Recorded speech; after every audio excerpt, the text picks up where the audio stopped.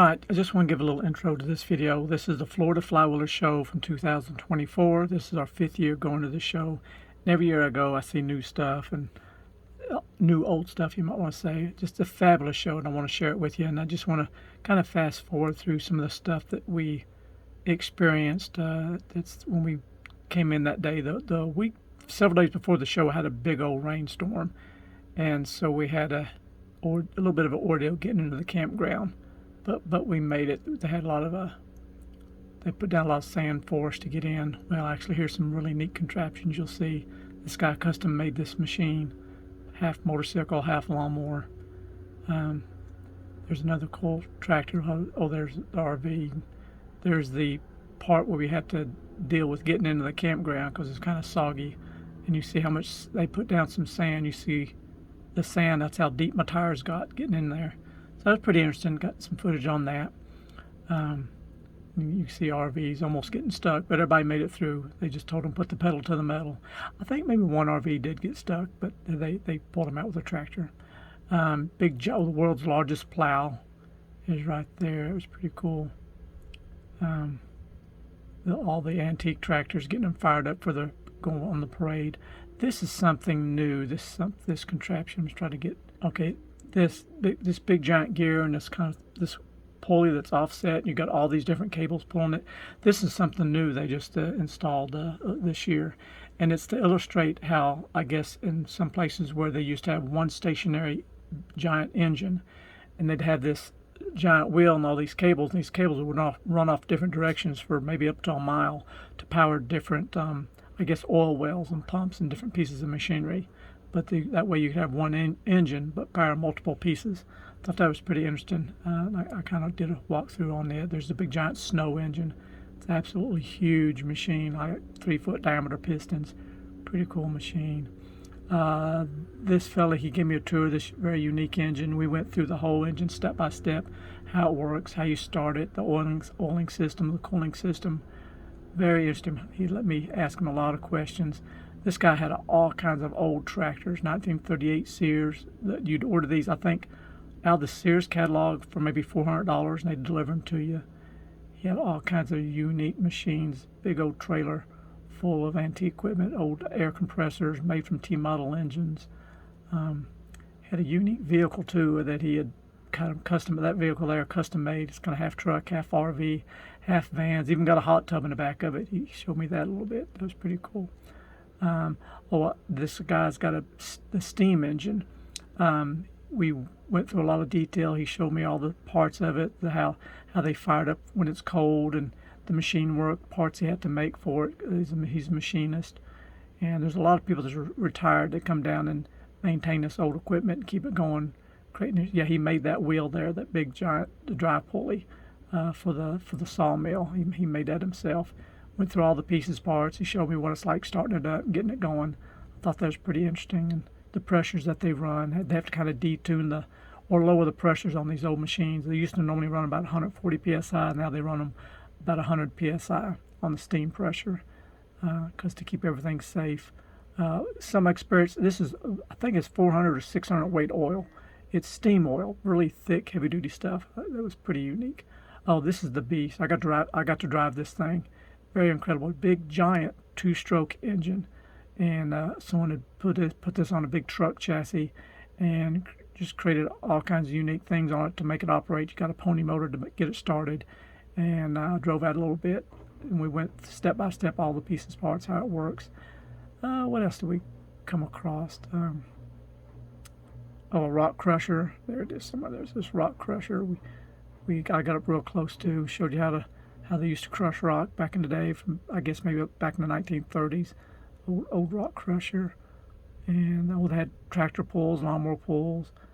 Got some snippets of that in there. This is the drag lines, the big massive drag lines from back in the 30s, 40s. How they operated, nothing but cables, no hydraulics, all manpower, clutches and pulleys and brake pads or brake disc. Fascinating how this old stuff worked. He said your legs would be like jello at the end of the day. Operating these big things. That particular machine there's only 2 left in the world. A big old giant drag line. Let's see. Oh, they did some tractor square dancing. That was pretty cool. Oh, this is the world's largest plow. I mean, it is a monster. I mean, it takes 2 dozers to pull this plow. That's how big it is. I got up close to that. Show you how it works. And what else did we get into? Oh, there's another drag. I got to sit behind the seat of this guy operating this drag line. We was going through all the pulleys, how everything worked, all the different levers. Just amazing. This stuff is so old, and they can still get it going and keep it maintained. This is, I think, a 1952 Caterpillar, and he showed me how to start it from scratch. All the levers and stuff you got to go through. It's got an old pony motor on it. You start the pony motor, then you engage it into the diesel engine, get it cranking, get it going. And they even use the pony motor to actually warm the engine up on cold days to get it started. Pretty neat stuff. The stuff they came up with back then. And I showed you the layout of the field and how big this place is. Oh, this fellow was really a neat story. His grandfather found that in a hedgerow, I guess, and they built it, worked on it for years, and got it all put back together and got it running. It's I think considered one of the world's first gas-powered road graders. Really neat machine, and it even had like a bronze or brass carburetor on it. It was quite unique. We went through all the pieces, parts on it, and explored it. So people really enjoy talking about their machinery and their creation, what they've done. A lot of man hours. The pieces that was broken and gone you had to make for it. I found that was pretty interesting. So hope you find this stuff interesting too. All the golf carts. I think there's like 600 golf carts there that they rented. That's how big the show is. Anyway, there's your little snippet of what you're about to see. Are you recording straight, Patty? Take the next left onto Billy Boulevard, then your destination will be on the left. Alright, you see we're coming into the 2024 Flywheeler Show. And here we go. Get on in here. Your destination is on the left. Here we are for the next 4 or 5 days. We're get checked in. Okay, let's go. Alright, we're getting up here to the gate. This is a huge public parking area up through here. Don't look so bad because today is actually the day before the show. This is being Tuesday. The show actually starts tomorrow. So there's not much of a line. Sometimes if we come up here, it'd be a pretty good line to get in. So we'll get checked in here and I'll show you where we're going to camp out for the next 4 days. Alright, just to give you a little update, they're starting to stack up. Remember, this is Tuesday. People are just now rolling in. Some people come in early and they're getting a little bit of line, getting checked in. A little bit different this year. Normally after you check in here at the little building here, where's it at? It's hidden behind that RV. There's a little building right there, the check-in gate. Normally when you check in, you just drive on around, get way back where the dry camping is. And they've also got a small campground here with limited electric. But we always go back in the dry camping area. But we had like 3 or 4 days of rain, so they're waiting for it to dry out, and hopefully they'll get us in there this evening. And you can see all these RVs kind of in the overflow area. We're just all lined up here. They gave us a number, kind of like a staging.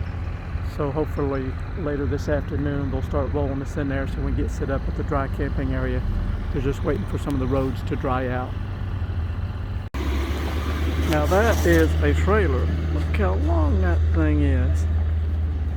I wonder what he's packing in there. Oh, I'm in the wrong spot. You're alright. You're at the Flywheeler Show. It can't be wrong. Right. Who cares, huh? That's right. You see we got some of the tractor pullers are showing up now. John Deere, a couple of farm alls. Oh, there's another really old one. Look at this. I don't think that's a pulling tractor. He may be part of the tractor parade. Sure looks nice. And there's more coming. All kinds of goodies here to see. All right, I just met a new friend, Jim, here. We're putting around in his golf cart. We just come out here to kind of check how much wetness we got. Still, that back field's still kind of damp, but we see a few RVs back there, so hopefully we'll get in there. So we're just kind of cruising up and down the aisles before the show begins tomorrow, just to see what we can see. Looks like a pretty good turnout, I can tell. A lot of people here. It's going to be a beautiful week. It's going to be about 70s every day. It's going to be chilly at night though. We're going to get down about, I think, 45 tonight. So it'll be a chilly night. We'll be roughing it back here in the field. Kevin, you can't call this roughing it. This is a long way from roughing it. Yeah, this is just a great place. I'd rather be here as anywhere.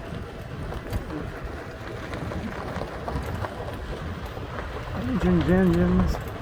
You see, guys, got all the stuff covered up over there. It'll be a whole completely different scene tomorrow.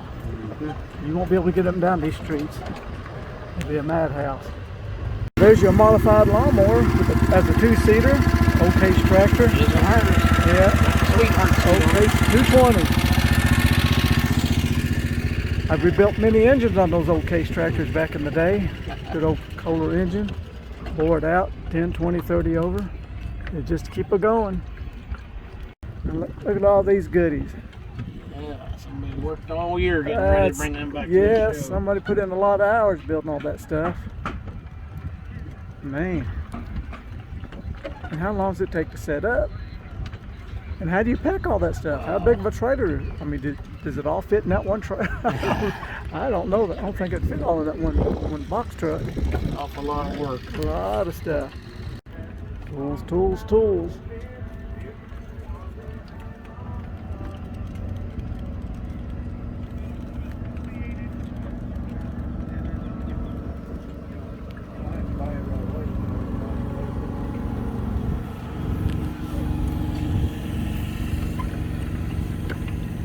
What's he making? All those big long boards. Oh, oak. Yeah. Big old slabs of oak. Studebaker. Studebaker. Too bad I meant it. That's nice. I like that. Did you build that? Looks good. That is beautiful.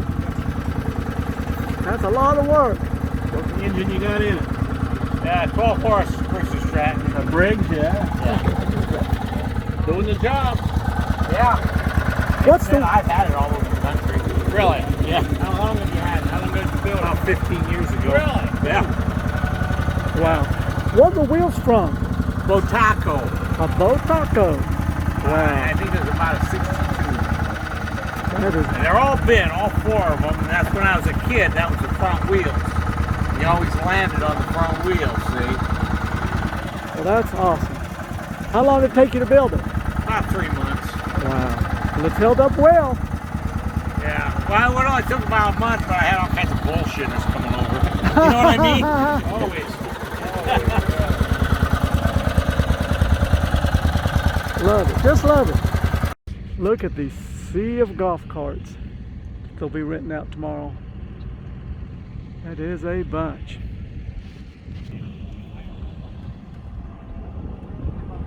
Yeah, Jim's real good with this golf cart driving me around this way. I can get a better view up here like this.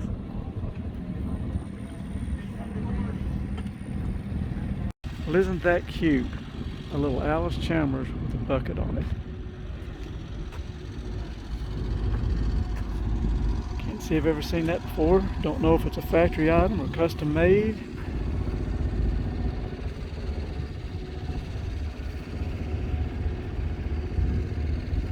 Someone's put a lot of work in that. Makes it sure is looking good.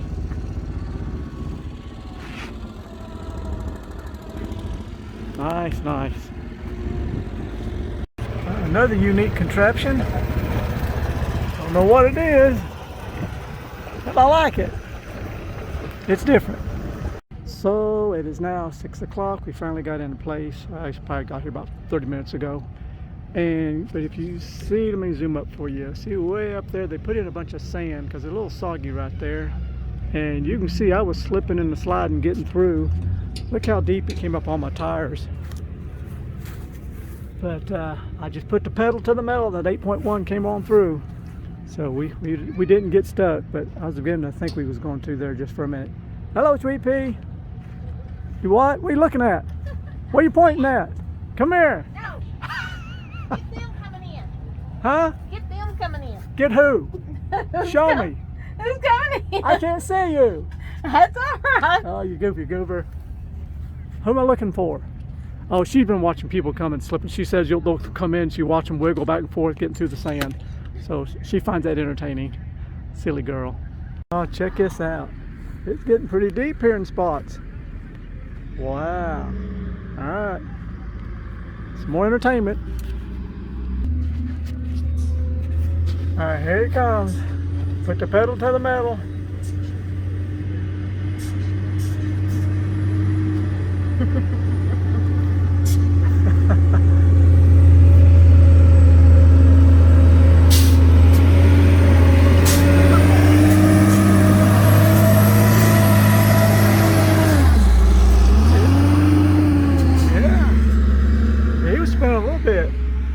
I'm concerned about some of these gassers where they don't have the weight in the back.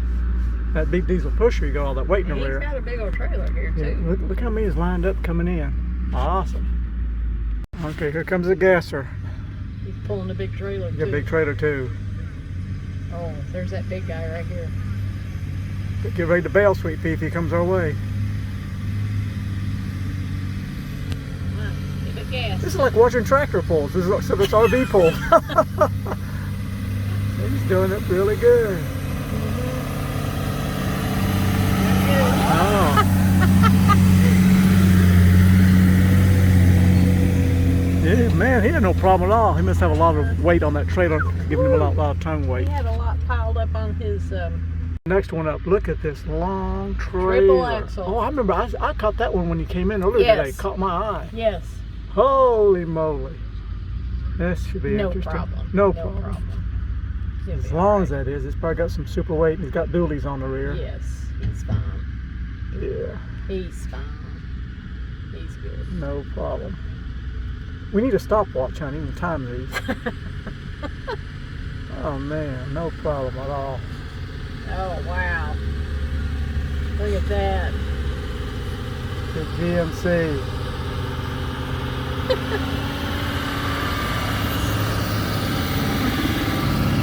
Wow. Look at the wheels. Oh yeah. Well, he'd have no problem. Lot of tongue weight. I must say, sweet pea, you are a cheap date. I mean, this is pretty good entertainment, cheap entertainment. Not that you're cheap. I mean, oh! All right, here we come. Oh, he's getting a little squirrely. Keep it going, keep on. Yep.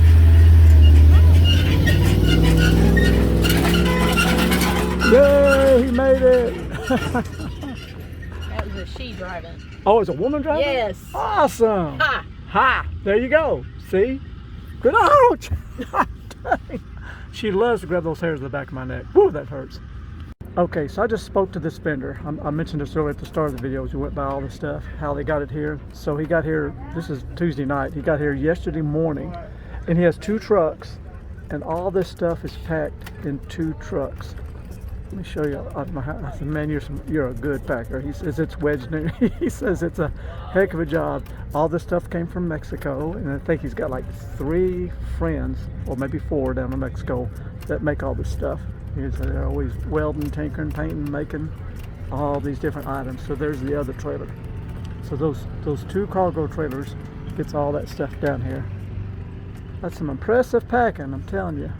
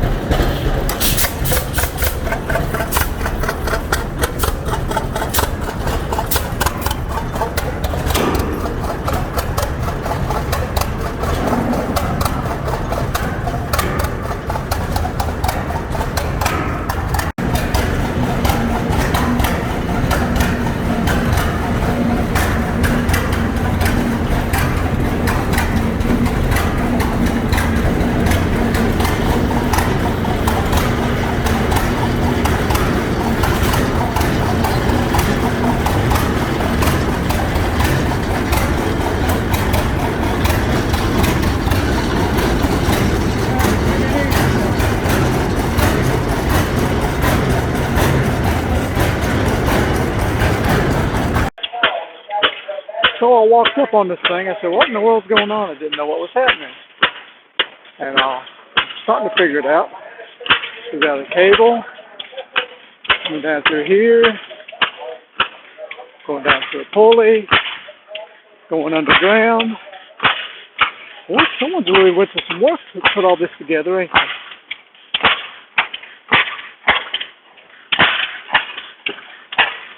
Oh, it's operating other stuff too. Look, it's got a well over there that's operating.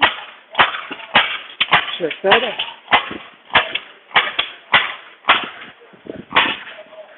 So we got a well operating. Well, how cool is this? What else we got going on?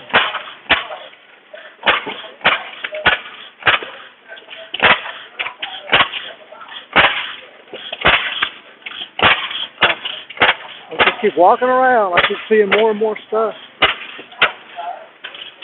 Just can't get enough.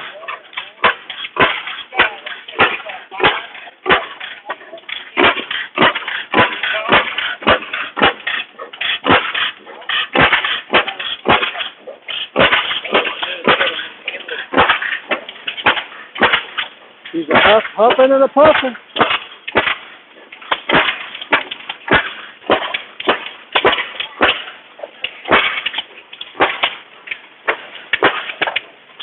I don't remember this last year.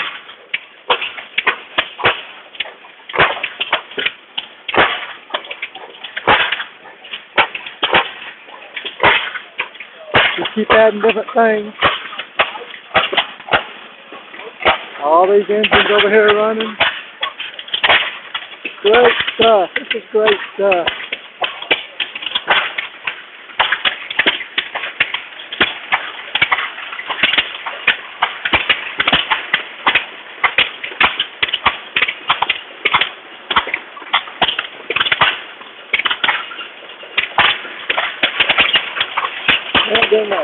Look at this contraption.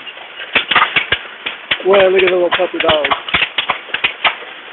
And look there, the mother-in-law's in the back. It's got the big snow engine running.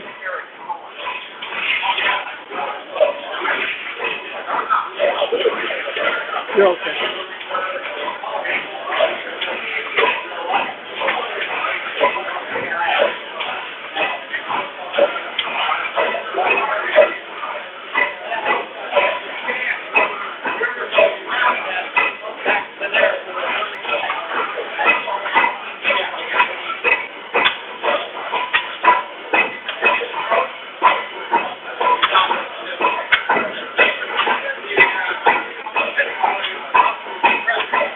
That's a big piston.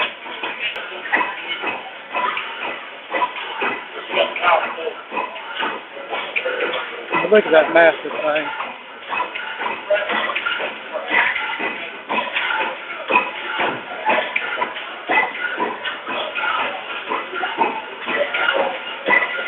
The engineering it took to build this big monster. Look how large it's one piece. That's one big casting. How huge that is.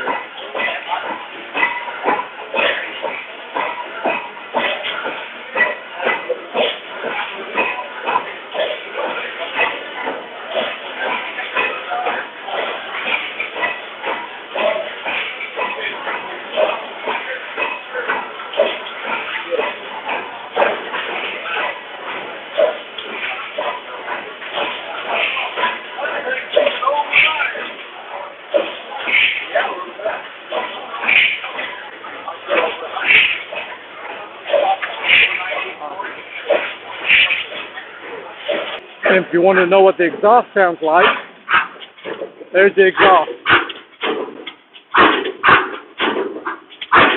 And look what a massive pipe that is.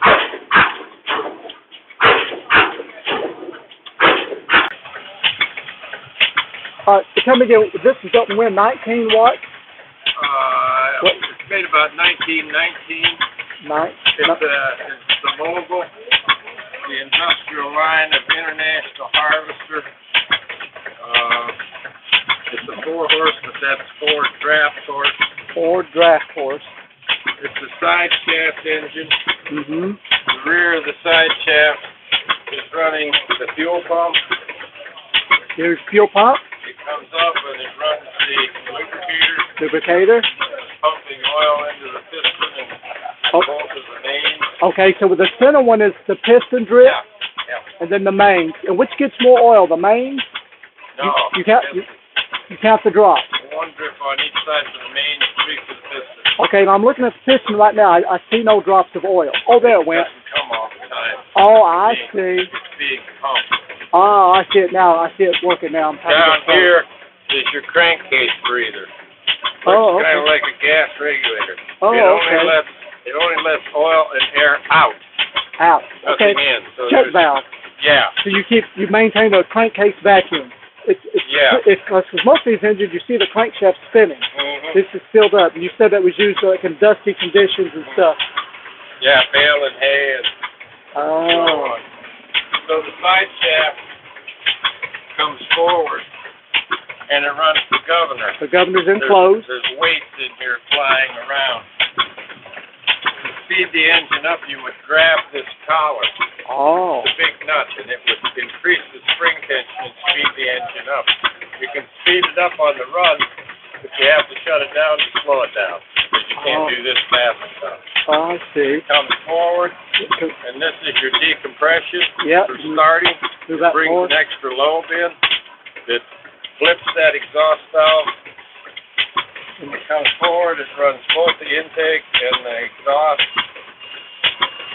Comes to the front, it runs the mag, and it trips the igniter. You talk about being a very low compression engine. You said the piston doesn't come up to the top. No, That's amazing. no. Okay, and when you initially started, you started on gasoline, you said. No, he's on propane. You Oh, would. Yeah, You could yeah. start, back in the day, they... Yeah, okay. Because you got three needle valves here. Mm-hmm. You put gasoline in here, Okay. and you put kerosene in the rear tank. Kerosene, The okay. fuel pump is going to bring your fuel up into the carburetor. So you start him on gasoline.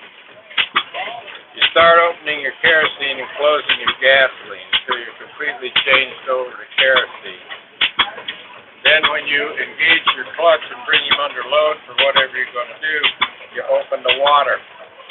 And the water comes in and gets rid of the smoke and the knock because it expands into steam 1,600 times. Okay, so the water is injected into the cylinder, Sucked. or sucked into the cylinder. Yeah, just So when the water mixes with the cylinder, it expands so much more, you get more when the power. charge goes off, Is that mist off? of water goes to steam. Oh, that is fabulous. But he's currently on propane, Yeah. and I'm using my water valve to feed my propane. Oh, okay. Well, that's a fabulous And then on engine. the front of the engine, Uh-huh. is my timing. Oh. I can advance or retard. It's called the rack. Oh, the rack. I see it See the now. notches? Yeah. Yeah, see the notches? He's retarded. Okay. You can run slower. Retarded. Okay. This is a water hopper. It's got water, and there's water all around that cylinder. If it was. And would one full tank last all day? Oh, okay. Wow. Land. Yeah. What they used to do sometimes is they put eggs in there in the morning. Oh, eggs. So they had hard-boiled eggs at noon. How great What is they would that? do. Yeah, That's many, good. even some of your tractor engines, they would put a piece of sheet metal over the exhaust manifold, and then they'd have bacon or whatever they wanted to Well, eat at noontime. That's very smart. I love this stuff. Let me get on the other side of this. Just fabulous. Okay, what's this panel? Is that like a clutch? What am I looking at here? Yes, that's the clutch. Okay.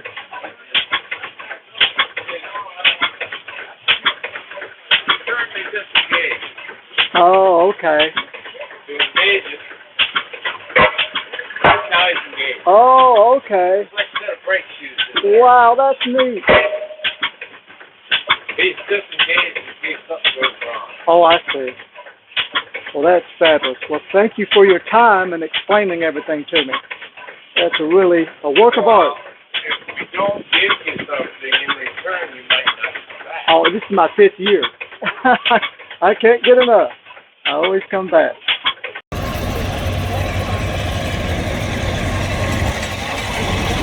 AAA service.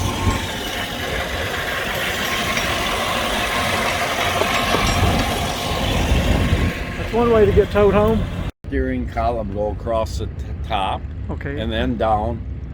The 38 did, and 39 they angled it down. That was the only difference. The only difference. The only difference. Do you know what this sold for back in '38?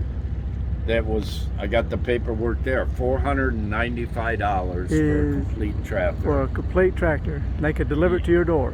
And $100 less if you had your own Ford Model A engine. Oh, that's a Ford $100 less, but I heard everyone was sold with an with engine. the engine installed. So it's just a standard Model A Ford engine. Yep. Well, that's cool. But people would order this out of the Sears catalog? Catalog, yes. I have the pages for there. Is that something? The Now, catalog there. and your 39 still runs, and you just put it in the tractor pull I did- yesterday. Yesterday I was in the tractor. I'll be in it again tomorrow and Saturday. And it even has electric start, doesn't it? Yes, they were actually the first tractor that had electric start. Well, that's a Farmalls came out with in '39. Well, that's a little neat bit of history. The very first electric start farm tractor. I seen this one. I remember these because I cut my teeth in a lawnmower shop. And I remember in the early 80s seeing these things. These Electracs, I think what they're called. General Electric. They was way before their time. Electric lawnmower. I hear a lot of complaints about people about our current president in California pushing for electric, but it was a Republican president pushing for electric in the early 70s. And that's what got that started. That's, Yeah, I remember them. and they have all kinds of, I have the yeah. mower. The mower is hidden in there. Oh, the mowing Too deck? bad. They had all kinds, they had forklifts for it. Well, Like if they had to work in a building where you couldn't Yeah, have fumes and no stuff, fuel. they had a forklift no in the front. propane. Wow. Now the compressor, I had a question about that compressor when I seen it. Looked interesting. Now is this still another Model A Ford engine? Yes, there was a company called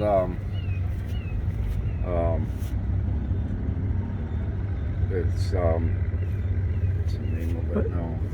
So, 'cause Smith motor compressor built a head, that's all they changed was so the it head. could run on 2 cylinders and pump air with On the the other 2. That's what I was looking at earlier because I seen how it was notched. We only had 2 spark plugs, so I was wondering if that's how they operated it. Yep, and went they on had a to- V8 if you needed more air.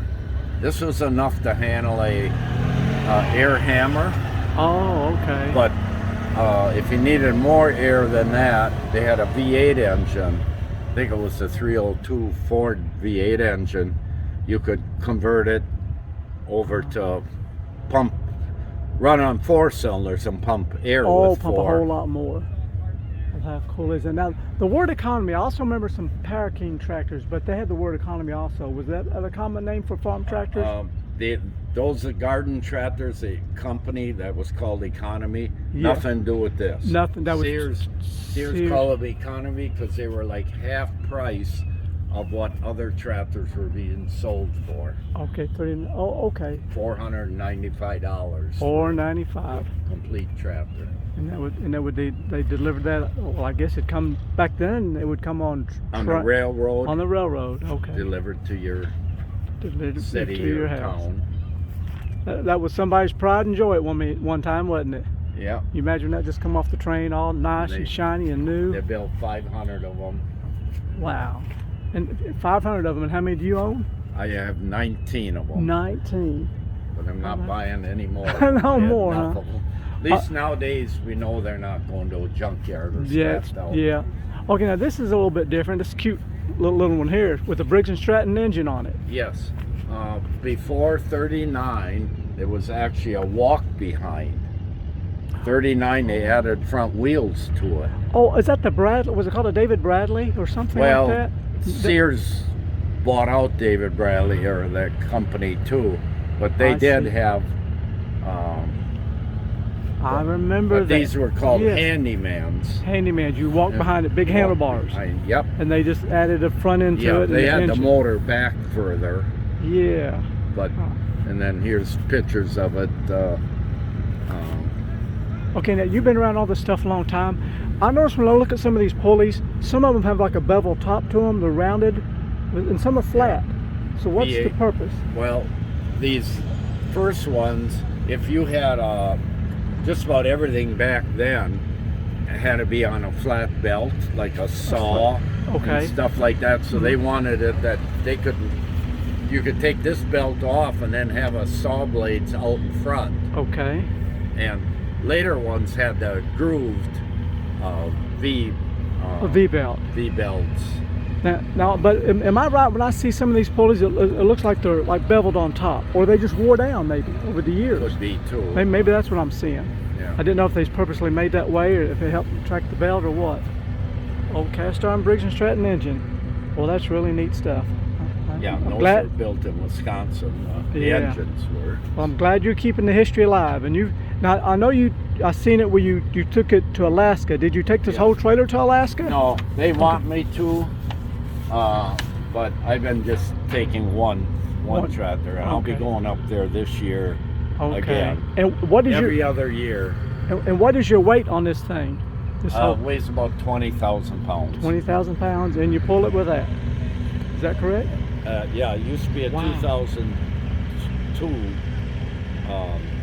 E350 camper van Yeah. with the 7.3 diesel, and then I was hitting 300,000 miles pulling 20,000, and you can't really buy a van nowadays that can pull anything other than themselves. Yeah. So I bought Ford 650, one of the last ones built in Mexico, Oh. and had the van part welded onto it. That's why it's so different. All right.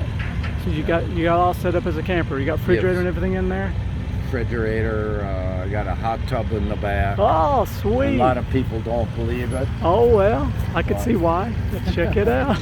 Years ago, tractor shows never had showers. Oh. They just had cold water available. Yeah. So I got a built-in heater. Oh my I goodness. could just put cold water in there an hour later. Oh my goodness, that's crazy. And you got your, I guess is your bed on top of it? Well, actually I have a bed. Oh, up on there. If I have somebody traveling with me, Yeah. like another guy or something, Right. he can sleep back here. Yeah. And otherwise it's just more for luggage. Well, that's no one would never believe you got a hot tub in your van, but that is neat. And I could, if I wanted to, I could take a shower in Yeah, it too. you're right. Right, yeah, But sure. I like to sit and relax. Yeah, you got the height. Well, that's Yeah. great. And again, what was your name? John Baum. Nice to meet you, John. Thanks for all the information. That was great. And I let my kids can Oh, get yeah. on the little Sears pedal tractor. Oh and yeah. They can pull the whole load away if they want. Yeah. Hook them up to that chain. Let them go. Yeah. That's great. Well, thank you so much. Here at the steam tractor, 1910K, 75 horsepower. That's how big this thing is. Now, from a cold start early in the morning, how long does it take before you have steam? An hour and a half. An hour and a half. All right. So the first, Roughly. roughly. So first of all, you fill it up with water, and then first, Yes, it has to fill full of water, and you. and then we fill it full of smaller wood, and Okay. light that, and then start with the bigger pieces. Okay, what's the coal for? When does it come into play? Well, we supplement the wood with this coal. Oh, Like I okay. explained to those young men, you try to have bigger chunks of coal, I see. and so that it doesn't fall through the grates. But this Okay. is tailings from a power plant, Oh. so we just throw it on top of the wood, and it still burns. Still burns. Okay, you just got to get it on top of the wood. All right, so about an hour and a half, you build up steam, and you're ready to rock and roll. That is awesome. Okay, I was asking him earlier about these pulleys. I know some of these pulleys I see, they have a crown to them and some don't. But he was explaining to me some were built that way and some aren't. but the crown helps keep the belt running true, keeps it from jumping off. Keeps it centered on the pulley. That's pretty amazing. In fact, you said on that lower pulley, you remachined it? I made that pulley from scratch on a piece of pipe. Oh wow, you made it from and scratch. Put a crown in it, then purposely to keep the belt on.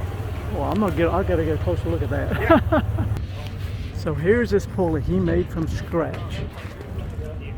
He said he started with just a large piece of pipe and built that from scratch. This is part of the Sawmill here at the Florida Flywheel Show. But that just shows you what a good machinist can do. He's been a machinist all his life. Incredible. I need to find out how many hours he's got in creating that pulley. Oh, just to give you an idea of how far away this thing is. There's a steam tractor. He's fixing to fire it up here in a few minutes. We're going to see what that's like. All right, let's look at this thing up close. Look at the steering mechanism. Look at those chains. That goes up like a worm drive. One chain pulls and one chain relaxes. Gosh, and for the amount of weight, that actually looks out there kind of small, doesn't it? For the massive amount of weight that this thing is doing.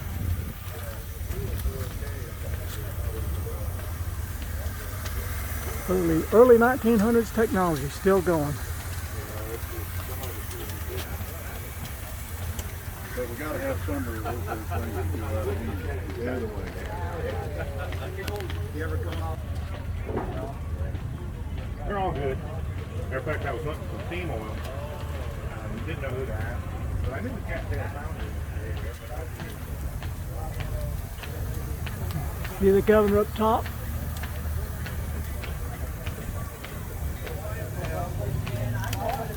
And that's our big bunch of water he has to have handy to produce the steam with.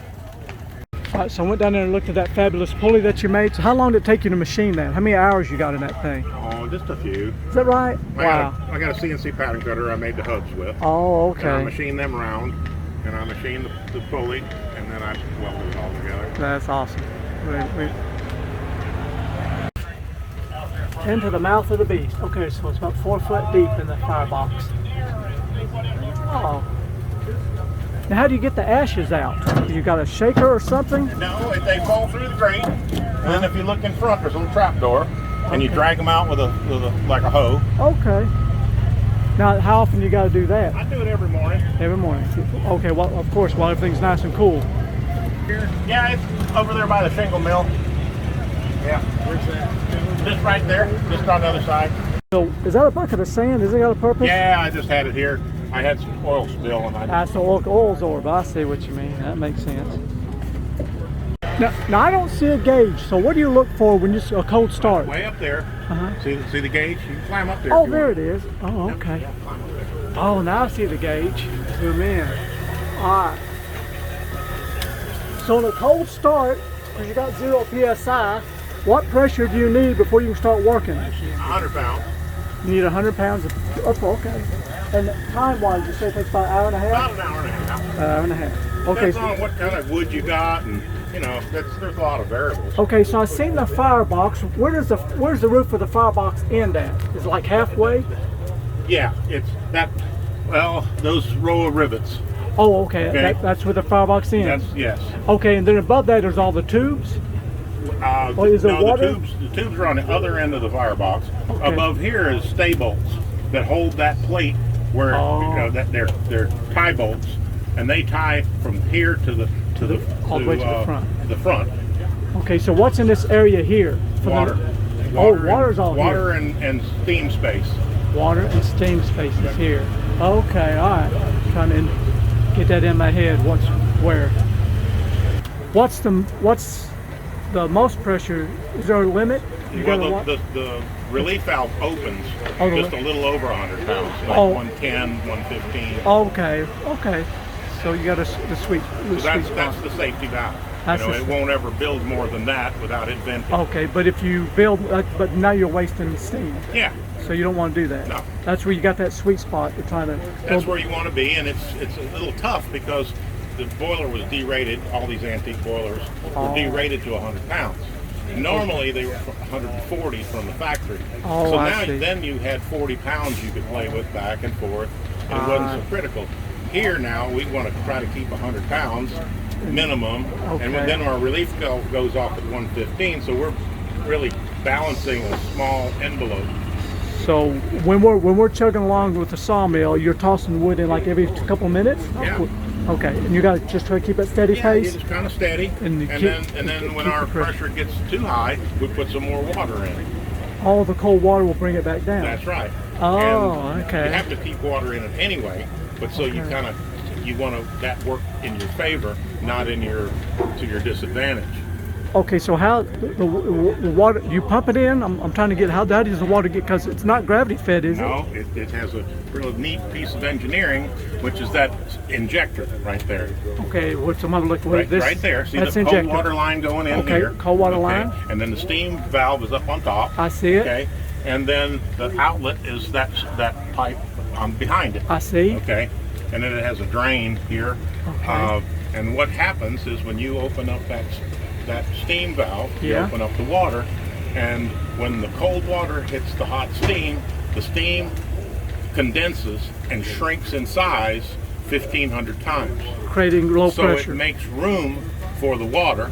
It's still traveling really fast, coming through Yeah. an orifice, and it takes the water with it back into the boiler. Okay, so there's a smaller, is there a smaller orifice somewhere in here? There's a couple of orifices, Ah. and there's a little movable piece. Yeah, I can see that now. Okay, that makes sense to me. Like a okay. check valve here. Kind of like how a carburetor works.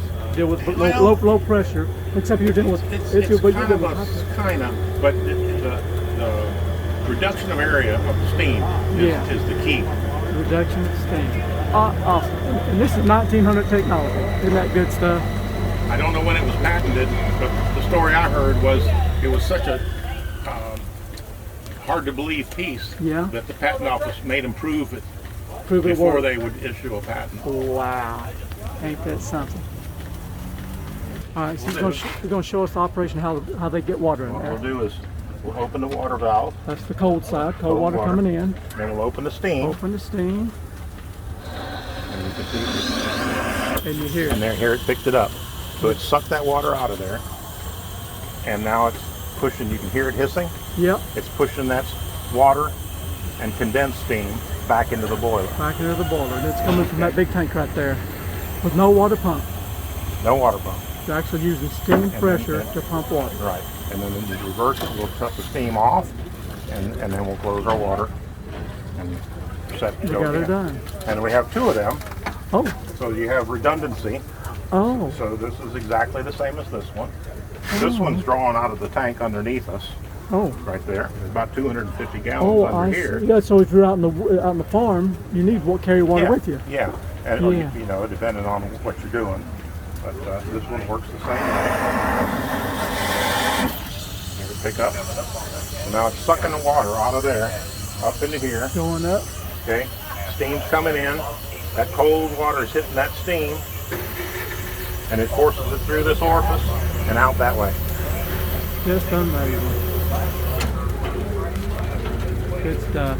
This shifts the gear, or the valve gear. Okay, Okay. and you see how it changes that sliding block.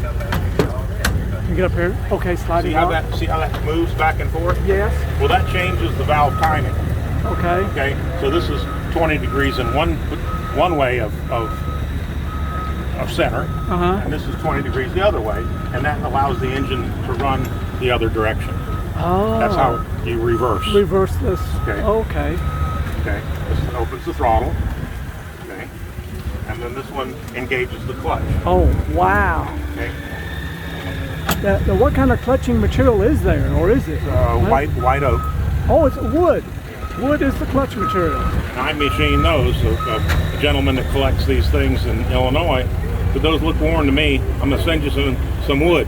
And sure enough, a few weeks later, here they come in the mail, and just two big blocks, and I machined them. And you machine them. So wood is your clutch material. Yeah. Well, that's fabulous. Yeah, and of course the governor is up front. I see. Yep. Tied with this little belt. Yep. We're looking forward to hearing it run here shortly. So I see this oil dripper, I guess. How many of those things you got on this you got to maintain? Yeah, there's quite a few, but that one oils this gear, so only when you're moving around. Oh, okay. The two drippers I have is one on the valve gear and one on the crosshead on the cylinder. I see. Because I see that one's getting kind of low up there. We'll fill that before we run it now. Oh, okay. Yeah, you can feel the heat coming off that thing now. Getting warmed up. But we keep it shut when they're pulling hard because you don't want cold air coming through that door and into the flues. It cools it right back down. Right. Gotta keep your heat. And now, how long can that belt last? That little big wide one up there. That's a long time, as long as you don't hurt it. Don't hurt it. Let it jump off. Over there. Close, ain't we? Don't dare do a whole lot. We threw out rolls of asbestos packing and got it replaced with cotton and Teflon. That's where we got all our packing here 30, 40 years ago. Power plants and everybody was getting rid of it. Well, we had tons of it there, and then somebody found it, because we never told them about it. But then somebody come along and saw the roll said asbestos and went and told somebody, and somebody told us we had to get rid of it. He's tightening up the packing there The dumpster. on that rod. Evidently it was leaking a little bit. He's putting a fix on it. Nice big wrench for that. Now I've heard of the term steam oil. So where is it put? And is it just used for the piston lubrication? Normally, but it's really good for everything else. It's about 600 weight, and we use it everywhere. 600 weight. Wow. That's some thick oil. What would it be like? Molasses or something? When it's cold, it is. That's what I was wondering. 600 weight. Wow. Oh, here we go. Did I catch it? See it turn? Almost caught it. Trying to pop off. Trying to see if I caught it. I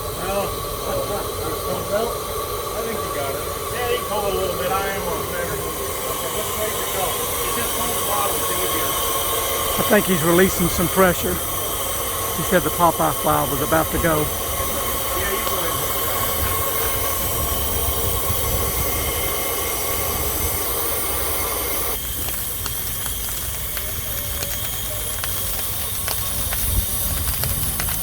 We're up with oil. Getting ready to go.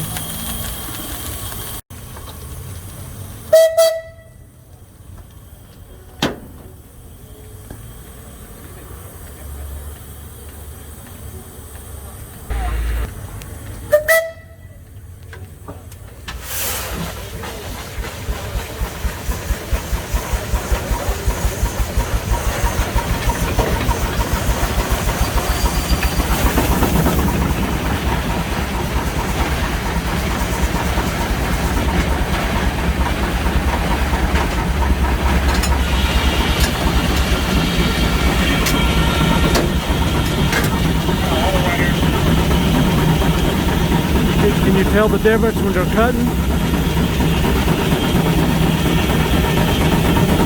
Put the load on it.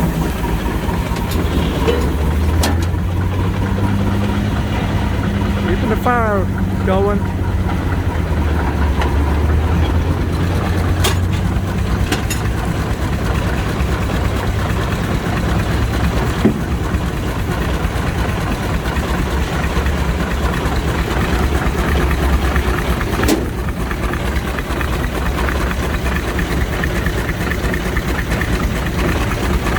Imagine that's a hot job on a 95-degree day.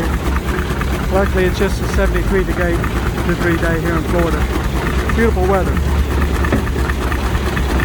Let's walk over here and see what the wood looks like.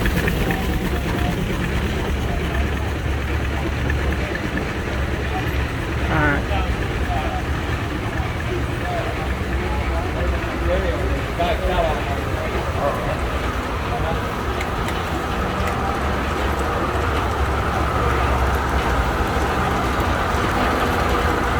Getting ready to make another pass.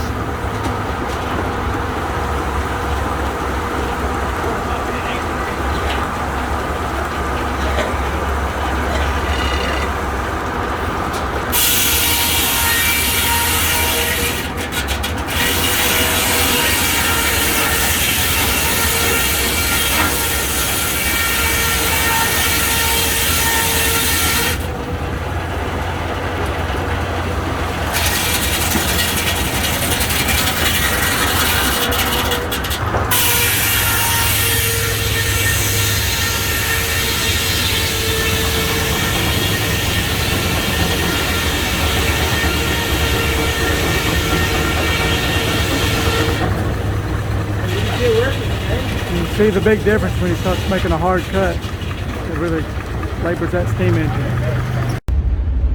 So you know my curiosity, he was talking about that steam oil, I think it's called. Super, he pointed me back in his building because he's busy with the tractor right now. He told me to come in here and look at this stuff because I wanted to see what it looked like and what it felt like. So this is 600 weight oil they use, I guess, to lubricate the cylinder on that steam tractor. And it is really thick stuff. And it's really, I mean, it's almost sticky like molasses. But I guess it has to be. I thought that was kind of interesting. See how thick and stringy that oil is. Thick stuff. Well, now we know.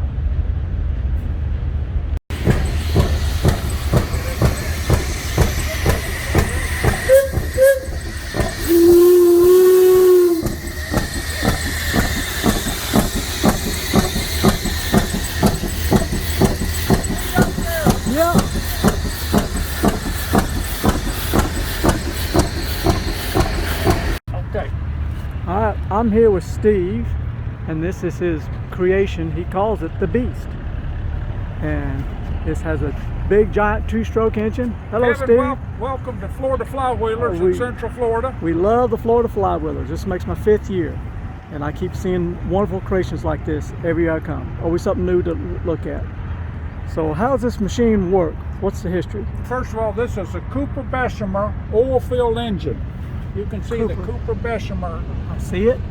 And this was manufactured in the mid-1930s. And this was used for oil-filled engine to pump oil with up in New York or Pennsylvania.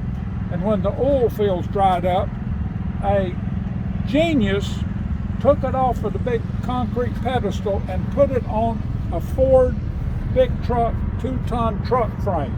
Yeah. With the dual wheels, and the steering is all that. And so this is so unusual how this works. So the first thing we do is, this is a little pony motor that we have stuck on here. We start this Honda engine. Walk around the other side. And then we pull it against this right here, and then once it starts, then we can pull it right here, and you can see the drive train here going backwards. Yeah, I see the drive shaft. Okay. And so what this does, then I can pull this back here, and I've got a clutch here for it. Okay. So what we do is, over here, once this is going, we will pull this back, and you can see. Oh yeah. That's how we started.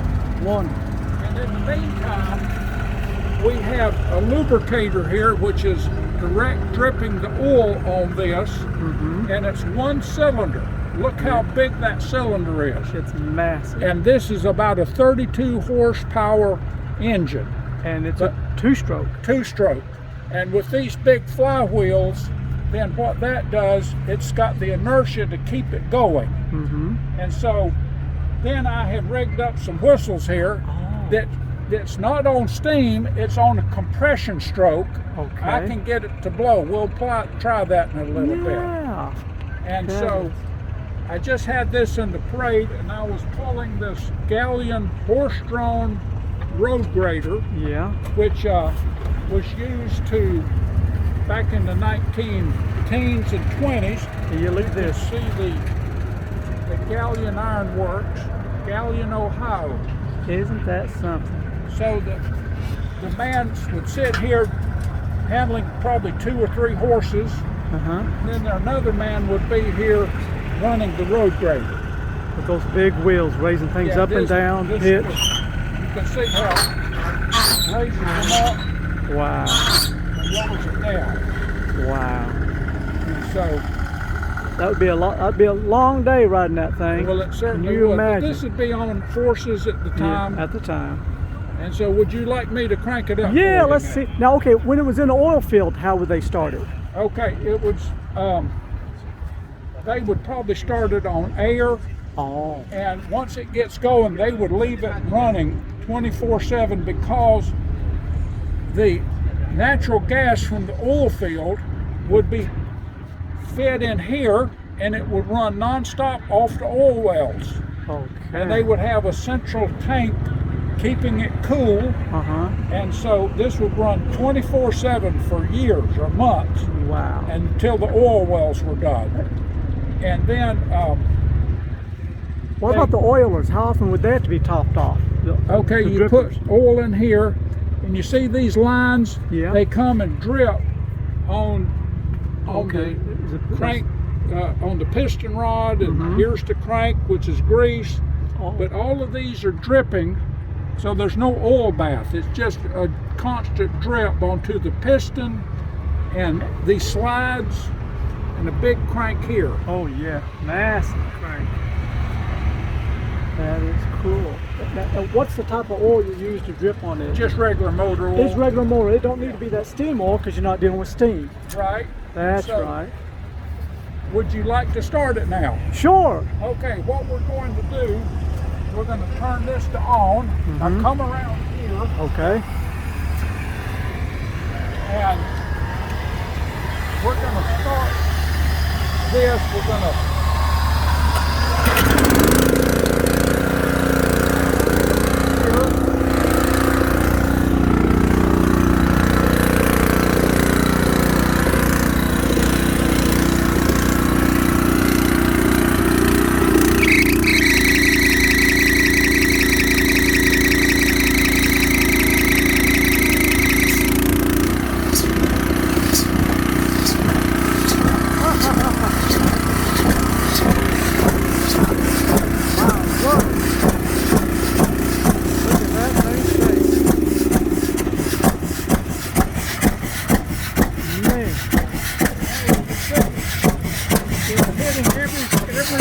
every revolution.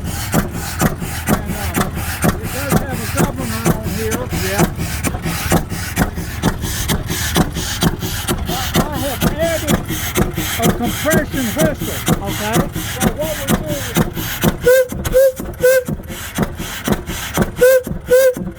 now this is a Model T exhaust.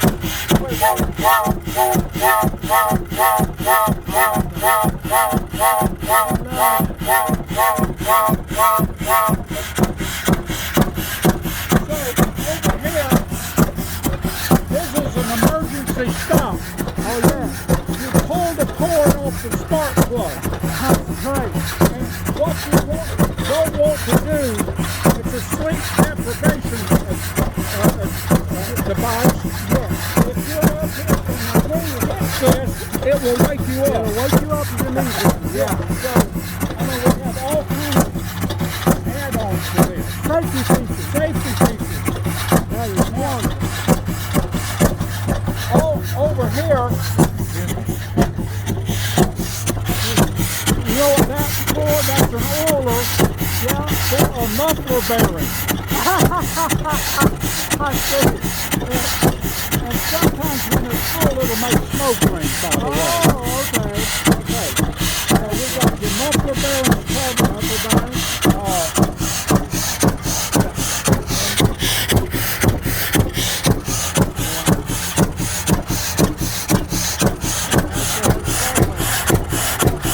Small carbureted, yeah.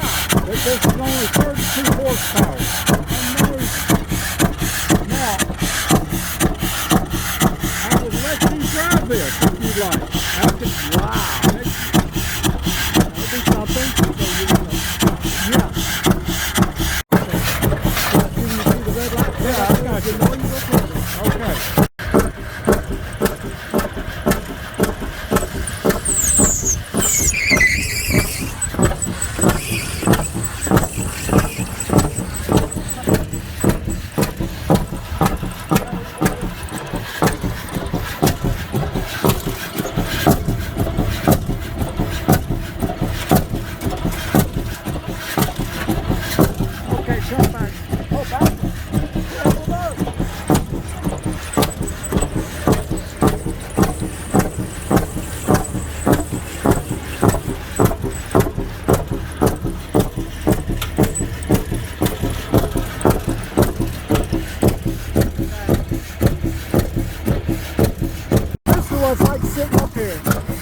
and it shakes you.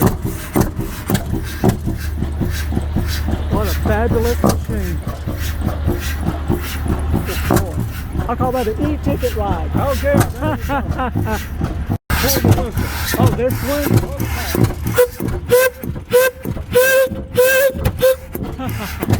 That is awesome. We have this one, don't we? Yeah, push it. Wow.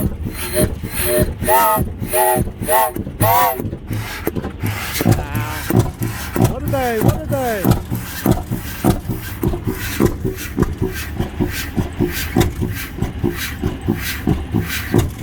How kind of RPMs can you get it down to? How low? When you can count them off, I mean, what Man, it's slow, isn't it? 100. Yeah. You can sit here with a stopwatch and count them. That is what a machine. Now, how's all cooling work? Do we have a water pump? Okay, there's a tire rubbing against that big flywheel, which is turning a water pump and a radiator fan. I see. Okay, we've got a water jacket here. Yeah. So, and what kind of temperatures you try to aim for? Well, you can read it. It's so we're like about 165. That's like. it. Okay. I just got off the parade and it's still warm. Still warm. Well, what a fabulous machine and what a great day. That is just something. Okay. This transmission is the one in the truck. It's a truck transmission. Okay, but in front of that transmission is a 3 on the tree. Oh, I see it. There's 2 transmissions. Two transmissions. There's another one right there. Oh, I see. There's a second one there. So that gives you slower gears, don't it? Yeah, it goes through 2 transmissions, which it needs it with only 32 horsepower. Yeah. Yeah. And is it a magneto? Yeah, that's your big magneto. Woo! That's massive.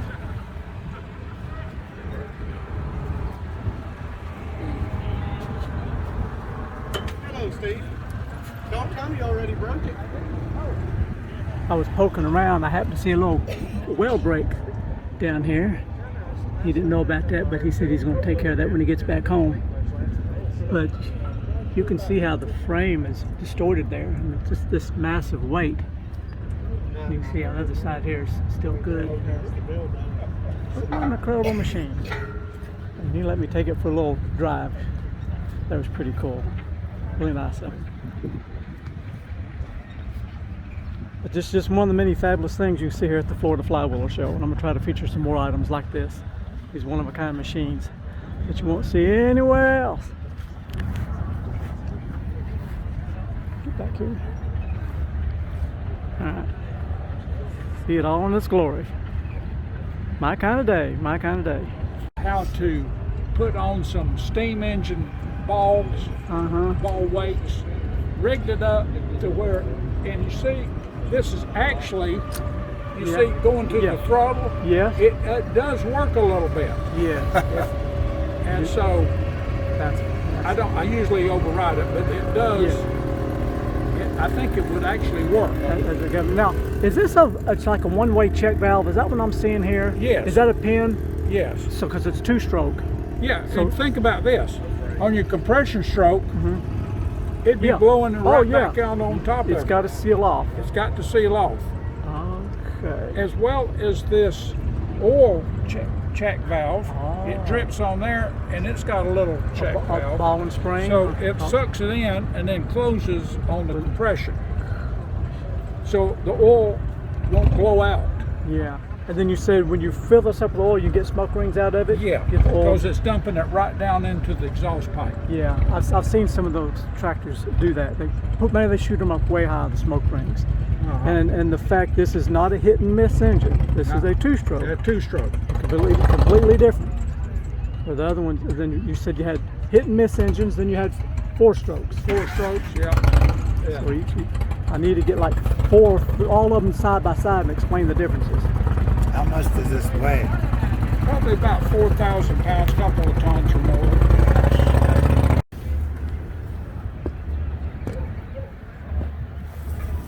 This is a Stover hammer mill. This is a Stover hammer mill rock crusher.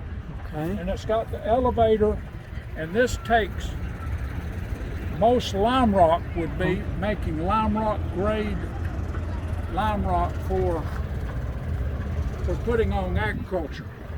And if you can look down in there, you'll see the hammers. Oh, I See the hammers? That's what beats up the rock. That massive weights. Wow. Get in there with that camera a little bit more. Look at those big, massive hammers. Woo! Well, that'd put a number on an aluminum can, wouldn't it? It'll break up stuff like this. And you see it's powered by his little farm oil tractor. Let's walk around a little bit more. This is also Steve's contraption. This is a farm oil, 1951.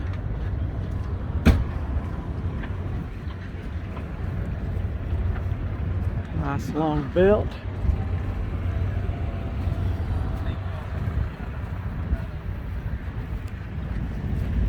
He's going to give me a demonstration of how we crush rock.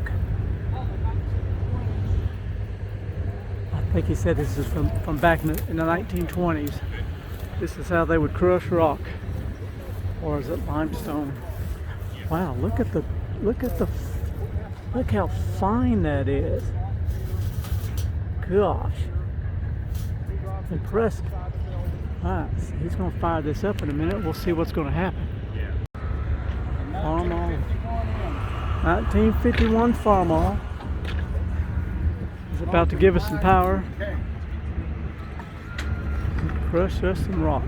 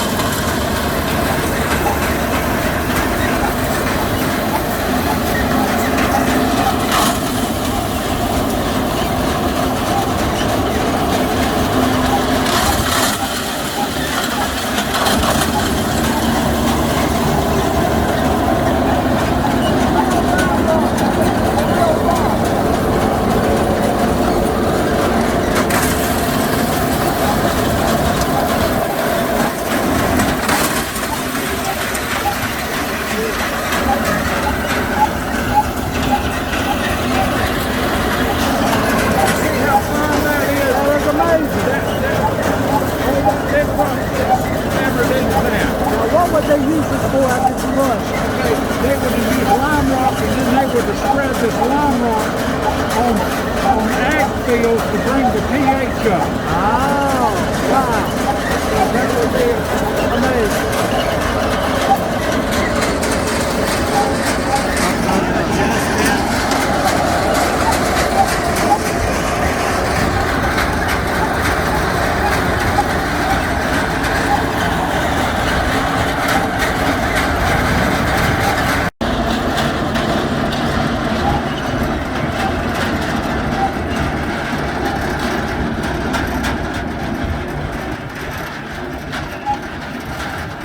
That's much quieter. And that's how you crush rock back in the 30s. Just want to get a closer look at this thing. Look at this, how massive it's made.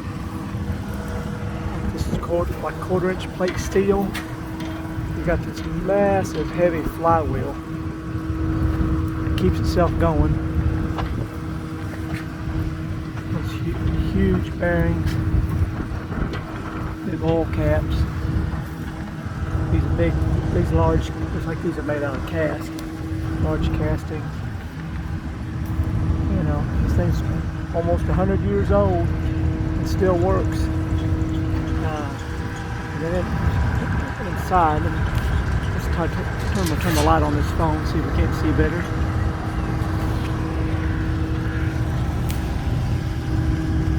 Get down inside.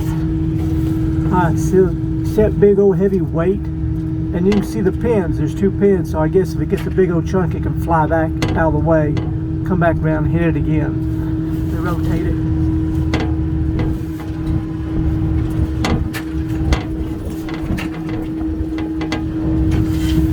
So that's what's happening. But man, when this thing's running, it sure is a shaking. You think it would fly apart, but it's still going after almost 100 years.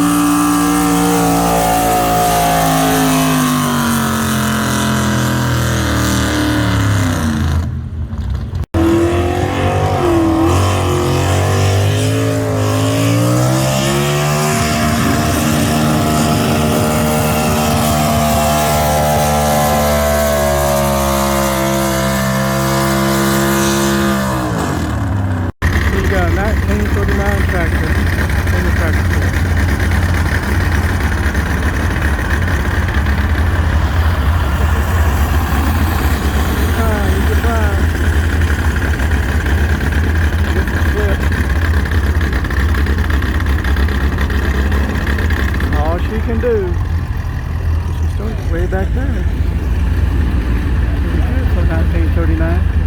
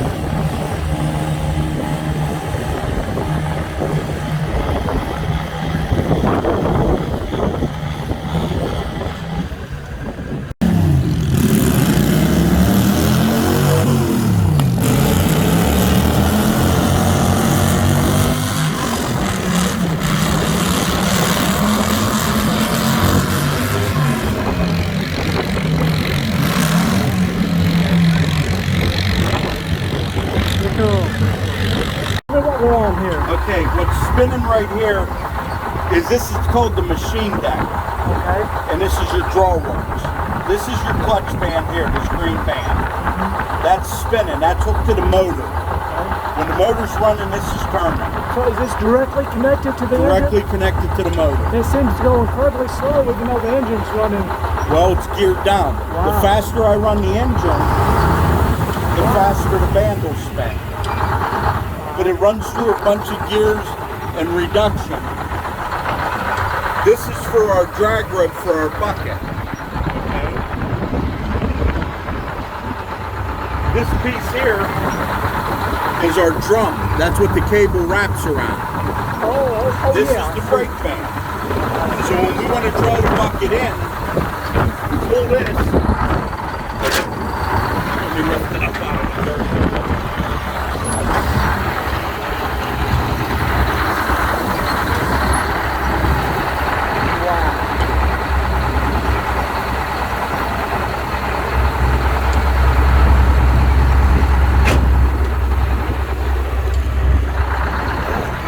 Okay.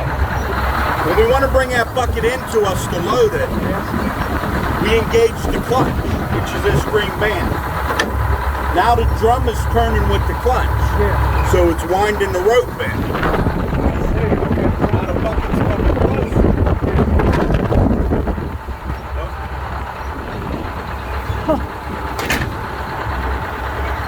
One winch here, one winch back here, but you got to look from the other side. But it's basically the same as it. If you look up in the middle, you'll see them both. Oh, I see. Okay, so we only have two drums operating. Yeah. Okay. Now, right now I'm holding the brake band. The clutch is spinning, but it's disengaged. The drum has the rope wound up on it, but I'm holding the brake. So the brake band's holding the drum from turning. When I want to dump, I let off the brake band. Now the drum spins the other way, the bucket rolls out and dumps. Just on its own weight. Yeah. I see.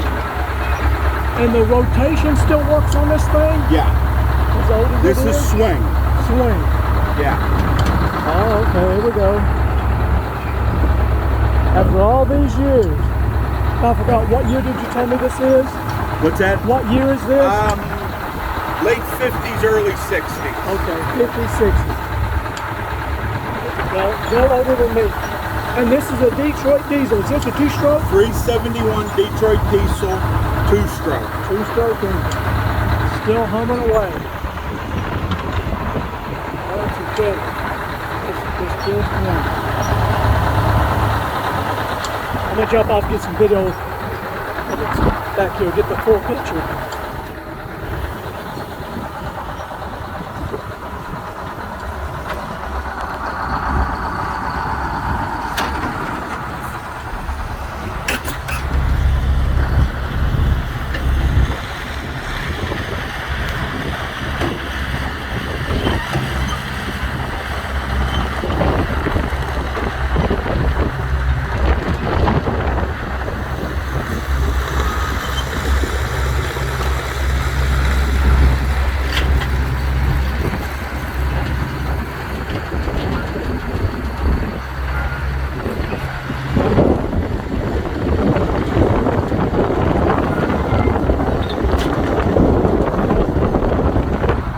This machine was made before I was. Still going strong. Drop it. It's just got two drums, two cables. One to winch it in, one to winch it up.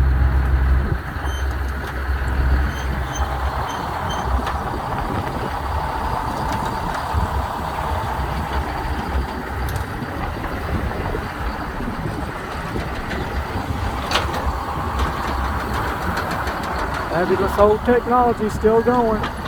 He comes down, I think he's stuck from Pennsylvania. He's down here, volunteers, keeps this machine running, keeps her tuned up.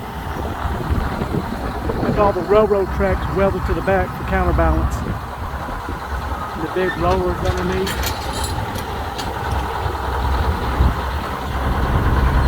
Amazing how that still works.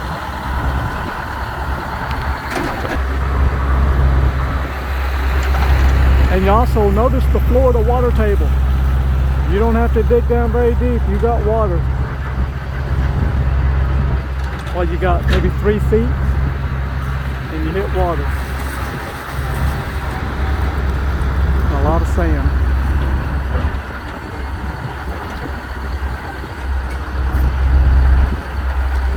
Good stuff, good stuff. Well, it's cool you can get so close to it too. Talk to the operators.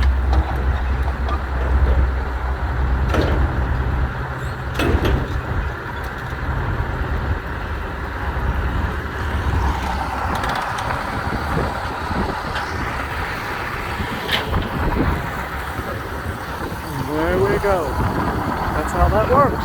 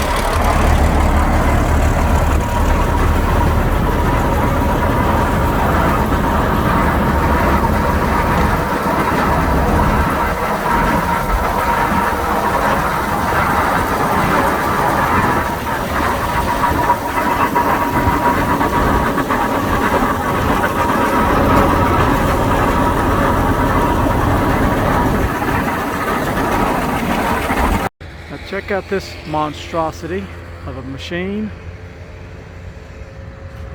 Comes in at 47,000 pounds. It was used to pull military airplanes.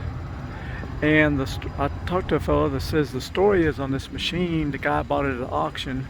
It went to this auction, didn't plan on buying anything. But this came up, the bid kept getting lower and lower, all the way down to $10. So he couldn't pass it up. So he bought this giant thing for $10. There was an issue, I think, getting it hauling it because it was so heavy. But they was able to get it here. But I just thought I'd point this out. Man, what a machine. Oh, I guess you can carry your golf clubs with it too. You see these big, big, massive weights here on the back. That big hitch. I'm assuming those big brake shoes back there. One heavy duty thing. Like I said, you can see a little bit of everything here at the Florida Flywheeler Show.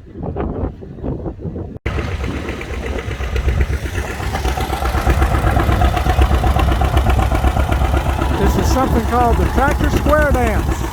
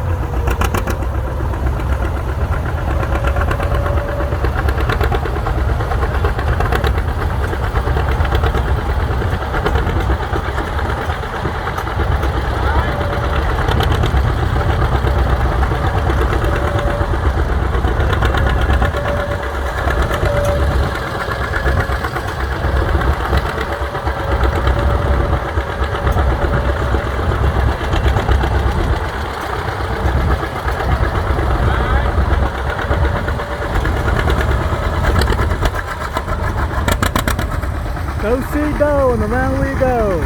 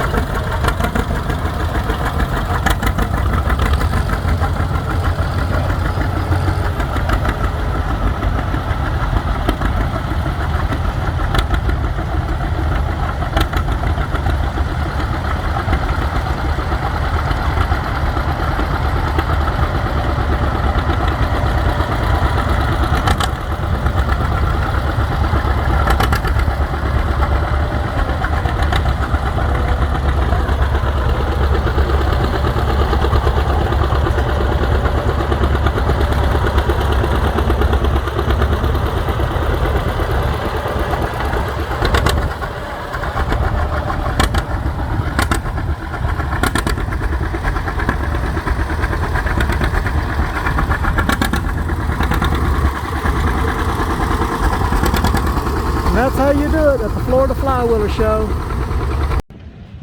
Alright, you see that massive plow up there? I'm about to walk up to it. Before I do, it's called the Big Plow. It was built in the 1950s here in Okeechobee, Florida.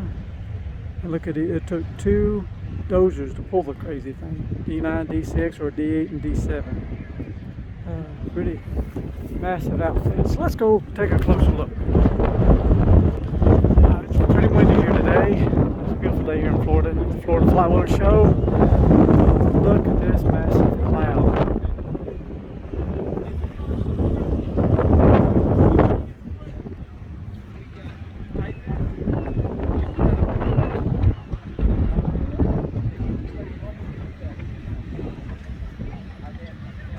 This is something you don't see every day. The big massive cylinders, great big old wheels. I'm not telling how much that thing weighs. It's got some kind of motor up here for the hydraulics, separate. And we got some cabling that controls the lever. I remember watching this operate yesterday, and you can see it raise up and down with this big engine, and the hydraulics controls it. Maybe we'll get to see some more action with it today. But I did get some footage of it operating the other day. Just want to show that up close. It's just like, oh, look at this big chain too. Oh, I see what's going on. That's how they're pulling it with 2. So we got this is hitched up, and you got the chain that runs over under the second dozer, hooks up to the first dozer. Man, these things are beauts too, right there.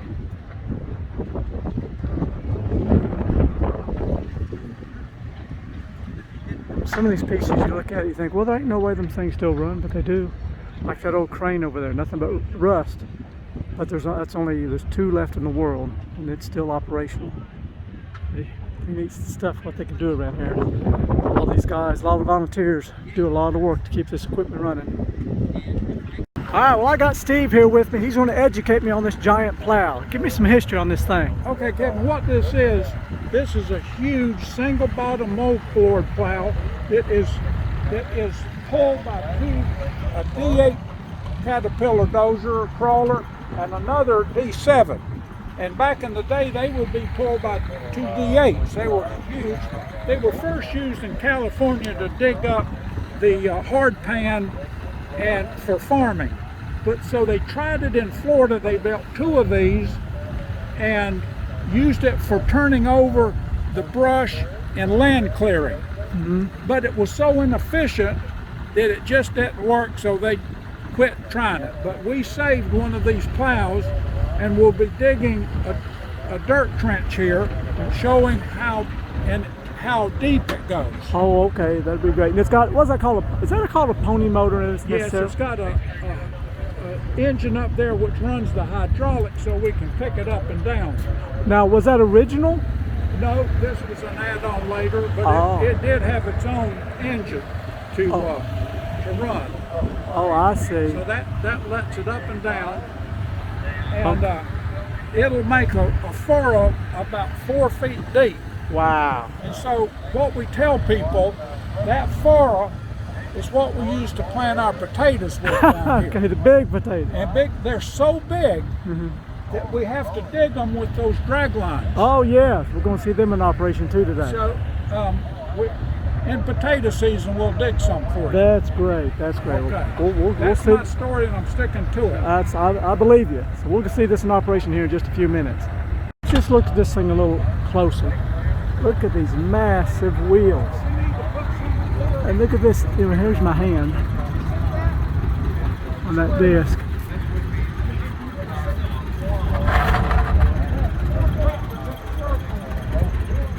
What a machine, what a machine.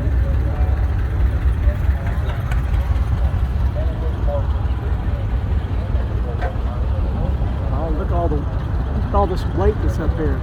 Well, hello there, little lizard. What are you doing up there? Getting you some sun, I see. Can I pet you? Oh, no, he don't like petting.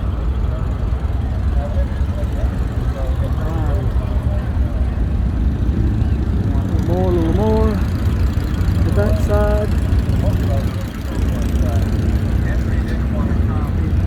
Getting some go-go juice put in there.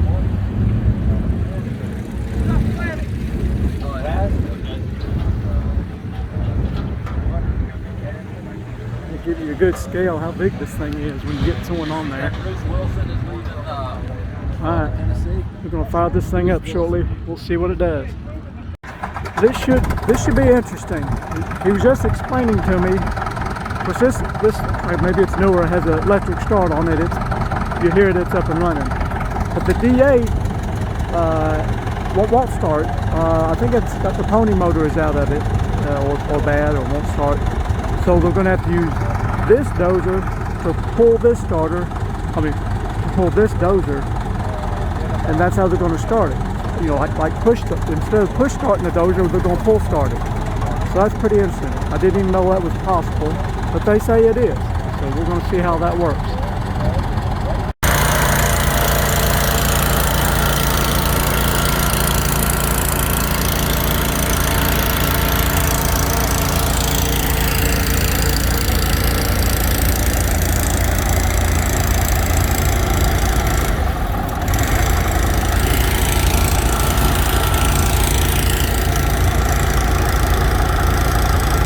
In case you don't know, they're educating me, a pony motor is a small motor that spins the big motor on these big dozers.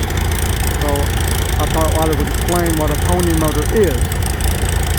Because the pony motor is not working, they got to use this dozer to pull that one. Let's see if it starts.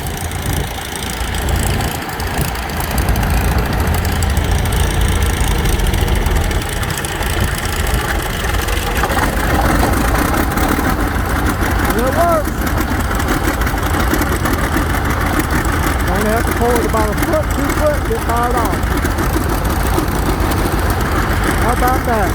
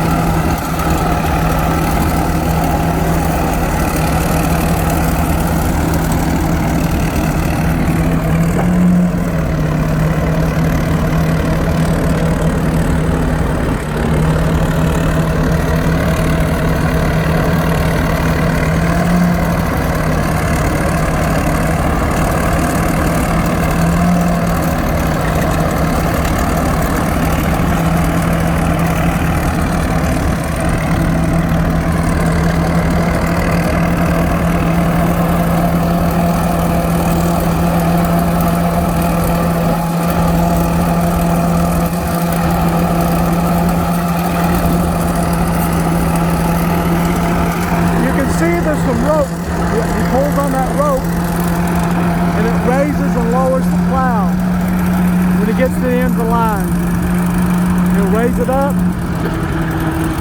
They'll make their turn. That's why they got that extra motor on top that controls the hydraulics. So they'll drop it again and make another pass.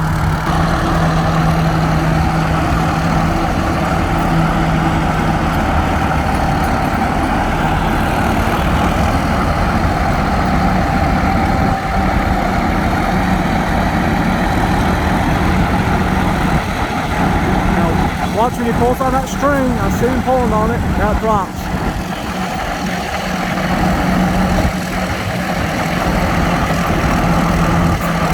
Going deep, going deep.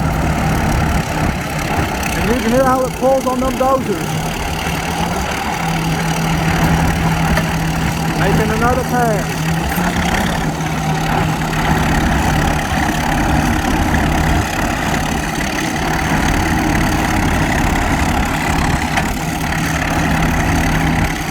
So if you want to see this thing in action, come down to the Florida Flywheel Show. It can't be beat. This is just one of the many attractions you can see in operation. Remember, this is done by a lot of volunteers to keep this going.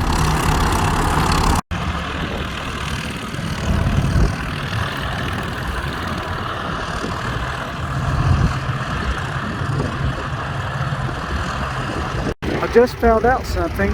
For $60, you can sign up and become a member.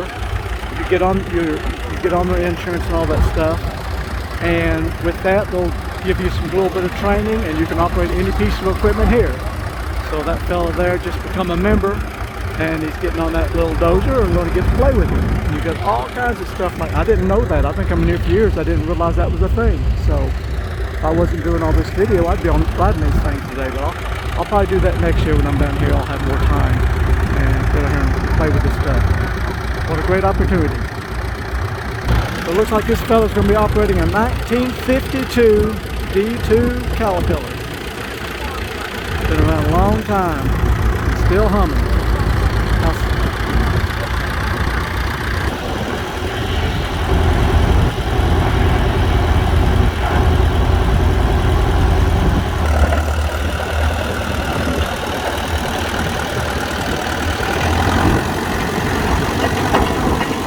$60 to be able to get on something like this and operate it, that's better than going to Disney for me.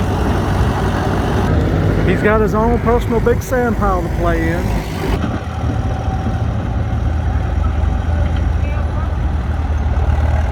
I remember when I was a teenager, my dad stuck me on a D9 Caterpillar, and I quickly dug myself in a hole because I didn't know what the heck I was doing. But it was pretty cool operating machinery that large. But the D9 is much bigger than this.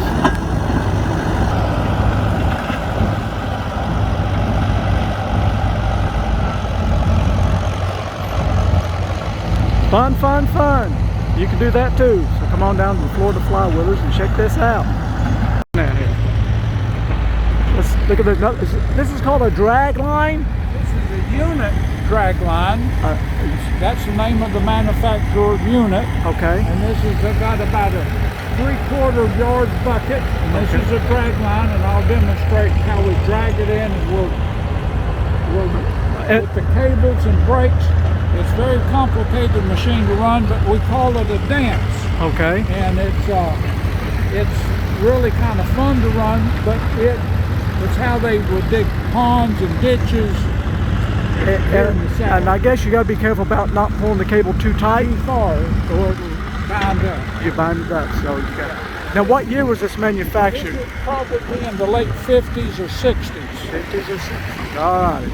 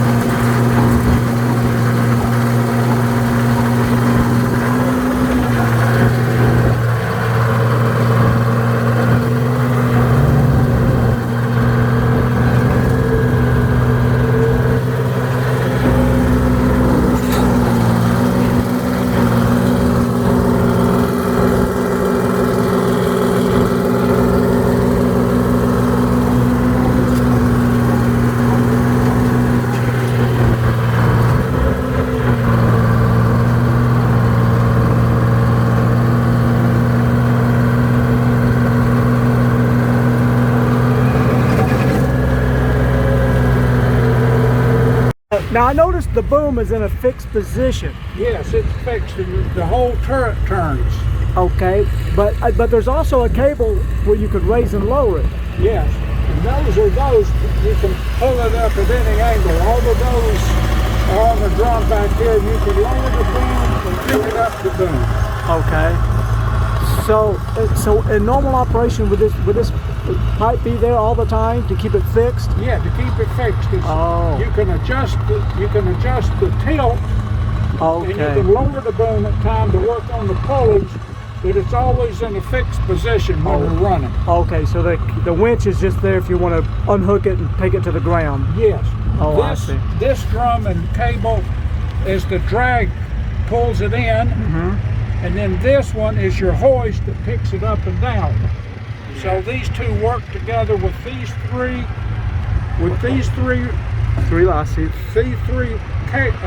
Handles are connected to these two brakes. Okay. This handle and this brake go together. This handle and this brake go together. This is your drag to boil your bucket in. This is, you lift this off and you lift your bucket. Right. So then this one swings it back and forth. And those are your brakes at the bottom. Yeah. To stop it. Yeah, this is to stop it. And so this is a dance. You're all the time working. You always keep here and you're working these back and forth all the time simultaneously. And imagine doing that for 10 hours a day in a 100-degree day. Yeah, when you start out, your legs are like rubber.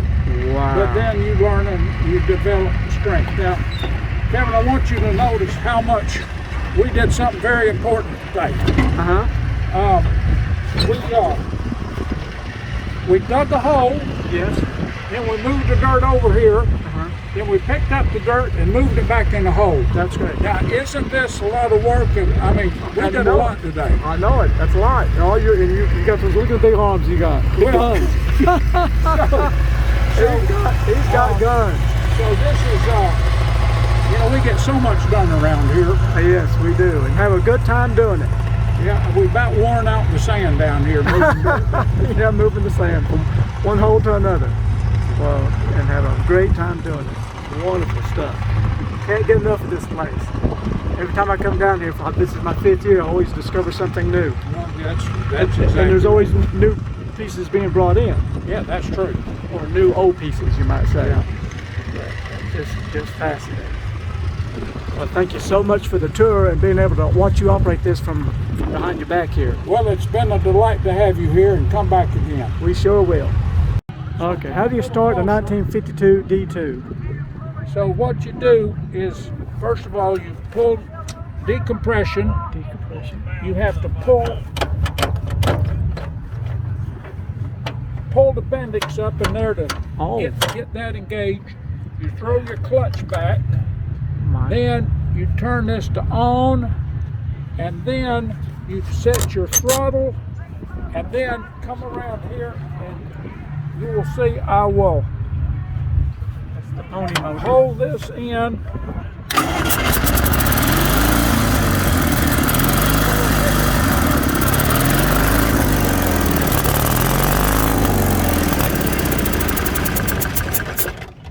Okay, so the pony, here's the pony motor. It starts. You see the cylinder head to it, and then there's a clutch that it engages. Or is it direct drive to the engine? Direct drive through this bendix. Oh, that's why this is the clutch for your bendix. I see, because there is no electric start. It all starts off the pony motor. Well, this has an electric start for the pony motor. Only. The engine itself does. The main diesel engine does not, which is a large 4-cylinder diesel. Yeah, so let me try this again. That's engaged. We're going to pull the clutch out.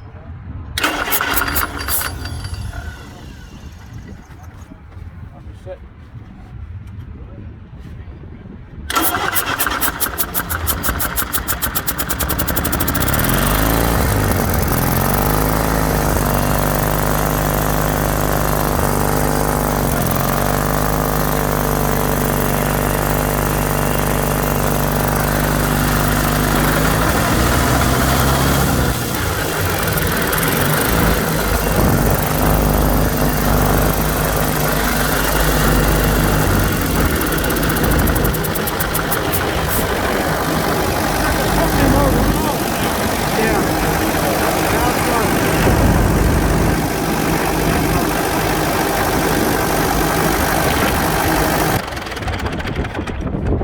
we got two exhaust mufflers. No. It's got, we got, yeah, we got the this pony is motor. The exhaust for the pony motor. Yeah.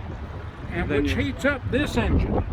As Oh, the pony motor's heating up that for a cold start. Oh, so in the wintertime you could use the pony motor. Yes. So if it was like 20 degrees outside, how long would you have to let the pony motor do its thing to heat up? That's a great question. Maybe 5 minutes of running. Wow. Yeah. And then it would heat up the water and heat up the engine from the exhaust coming in here. Oh, the exhaust goes up to there. Yeah. Oh, And so it I heats see up the engine now. so the diesel will fire. Oh, okay. I didn't notice that before. So the exhaust is flowing through this. Now is this the intake? I guess that Yeah, is that- the air intake, isn't That's it? the air intake, right. Wow. Okay, so the exhaust exhaust. is flowing through Yeah, the air intake intake there. and going. Now wait a minute. How can that be? But now when the engine starts and runs, it would be sucking air. If that's true, it'd be sucking air back through the exhaust pipe. No, this Wouldn't it? come over here. This is where the so here's where the air comes into the pony motor through this filter. Okay. And then here is the exhaust manifold. For the diesel. The other side was the intake. And coming through here is the main filter for the air going to the diesel. Okay, so that intake I'm looking at is not the intake to the diesel, or is it? That's a. Pretty good. How are you? Doing good. Thanks for coming out. Hey, this is pretty awesome. I was a big. Explain this to me. If this is the air intake, so we're drawing in. Well, this is the air intake for the. See this filter? Yeah. Comes in here. This is the air intake, Okay, but also I see the exhaust pipe. and that's where the exhaust is coming from the pony motor, going into the air intake of the diesel. That's what warms it up. Okay, so once we start to run, what prevents dirty air from being drawn into the engine? Because this will be off. Okay. But this is the exhaust. Okay, I guess there's two channels in here, so there must be a pipe and a pipe. I'm assuming, because Well, if it's not running, then if this is the only intake for the engine, air would be drawn back through that it pipe. would, but But I'm trying to how they. this is the exhaust, so the air wouldn't be coming in here. Uh-huh. The pony motor, there's a pipe in here. There's a pipe and a pipe. Yeah. Okay, now I can see. So the exhaust pipe runs inside of this pipe. Yeah. It's heating up the air, Yeah. so that way there is nothing being drawn There back you go. through. You got it. Now I understand. I just looked a little odd to me. I had to stop and figure it out. Oh. So that's how you start a Caterpillar D2 from 1952. Well, I found this nice big board, and I thought this would give you a good idea of how large this place is at the Florida Flywheeler Show. You see the main entrance when we came in. There's a little shack you pay. You got if you're going to be coming in with a motorhome or something, but if you got for public, you got all this huge public parking area, and then they come in through here through the main public entrance gate. But all this stuff, you got all these little buildings and different type of different type of themes. You see all these different buildings here. You know, from machine shop, flywheel engines, antiques.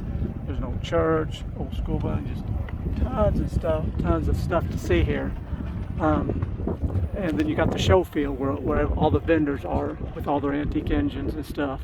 And that's why it takes so many. Most people have golf carts because it helps a lot to get around. Bicycle works good too, because you can get in and out the aisles real quick and easy with bicycles.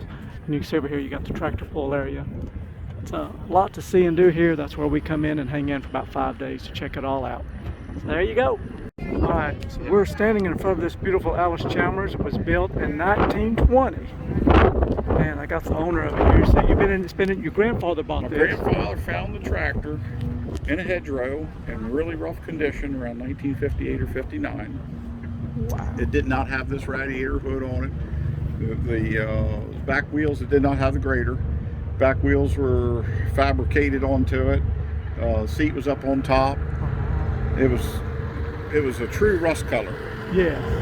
And he asked my dad to get it running, because in the late 1950s, early 60s, the steam gas tractor shows were becoming popular. Yeah. And what they did, they were just happy to have something that ran.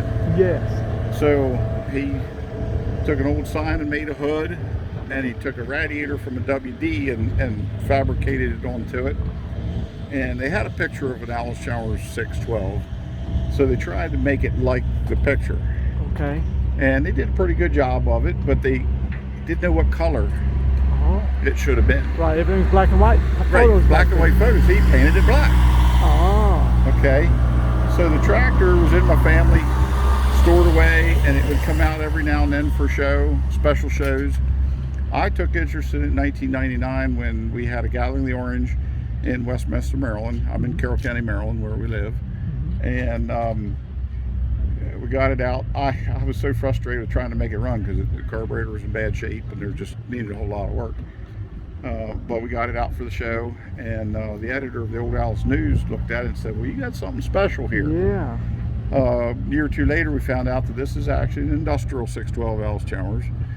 Norm Swinford's Bible on Alice Chalmers basically has a picture of the 612 industrial, and it says there's no indication that Alice Chalmers ever mass produced this tractor. Wow, never mass produced. Okay, so as time moved on, discovered, okay, I have an industrial. I got word that there was another industrial out in Illinois. I looked that gentleman up. We shared contact information, so I know where that's at. Then somebody sent me an email or some sort of notification, said, hey, you need this, and it was on an eBay buy. And it was the sales literature for the Russell Motor Highway Patrol Road Grader. And I looked at it, and it had the industrial 612 tractor with the Russell grader built into the Russell Motor Highway Patrol Road Grader. So you had the confirmed documentation. I said, well, okay, now I know what we got here. What you got? I need a grader, and this was originally a pull-type Russell Highway Patrol grader. Of course, the internet helped me out. I found it I think, Indiana or Illinois, and I had it shipped into Maryland. Well, that was okay. 99, well, here we are 25 years later, and over the process of pulling things together, it took me actually 5 years from the time I started to build it, tear everything apart and rebuild everything, to complete it. And we had the pleasure of hosting a Gathering of the Orange in 2022 at Maryland Steam. And I'm president of Mid-Atlantic Alice Chalmers Club. We joined forces and put on a Gathering of the Orange, and my goal was to have it ready for the go-to. And you got it done. And I got it done, and I actually got it done a little ahead, so we had it in time to take it to Baraboo, Wisconsin in 2022 for their Gathering of the Orange. So this tractor had 2 Gathering of the Oranges in 2022, and it's still hand crank. I see the hand crank up front. It's Armstrong start. You got to crank. Armstrong crank start. it up. It's a brute to drive. I was noticing the drive mechanism. This big sprocket. This actually has the transmission actually drives this sprocket that's part of the drive wheel. That's the final drive assembly. Is that? Yep. So is it got a differential in the? How is it to turn? Does it have a differential? There's in the transmission. There's 1 speed forward, 1 speed backwards. Okay. Okay. Yeah, there's a differential in here. Okay. So it makes it. And then this has a through shaft for a belt pulley for this shaft. This tractor articulates in the center. Oh, I didn't see that part. See, this is your pivot in the center, so it articulates. Oh. And this is the steering box over here that drives on these drive teeth. Oh, okay. To turn it, to steer it. Oh, I see the steering box on this side. Oh, so this is actually the early version of like you see the big 4-wheel drive articulating tractors. Yes. This is actually one of the early. And this is actually built before tractors were called tractors. Well, in a way, yes. Yes. Now, here's part of the story. The 612 ag tractor, the wheels are only about half as wide, and they have round spokes. Yeah. There's probably 30 plus of those ag tractors in existence today. Yeah. 2 of those tractors are owned by David Harrington and his wife. And I can't remember where they live, but anyway, what David and his wife did is they replicated what they called the duplex kit. So Alice Chalmers patented a kit that you could take 2 of these tractors and put them back to back and couple them together. But modern day, nobody's ever really seen that. Well, Dave Harrington has that. He has one. He has the combination. We're hoping to have him come to the Florida Flywheel Show. Yeah, and they like to travel, but they had conflicting schedules. Yeah. And couldn't come. Oh, that would be so awesome. Wonderful people to go travel with. Turns out I'm working with some of the other 612 owners, helping get parts to do restoration. Yeah. And we have a little group of 612 owners. You got a family started. Yeah. So, and Jacob Swanson has a YouTube channel, and I sent parts to him to rebuild his 612 to help him. He sent some parts to me to help rebuild mine. I've heard that from other people. Yeah, and then I was gifted with a 612 team shirt from Jacob Swanson. Oh, so gosh. that's where that come from. So its model number is it called a 612i? It's 612. I called it a 612i because it's an industrial tractor. Industrial. And the sales literature actually calls it the Russell Motor Highway Patrol Road Grader. Wow. Now the rest of the story on this is that Russell patented this. Okay. And Caterpillar bought Russell in 1929. Now today, Caterpillar claims that they put the very first motorized road grader on the market.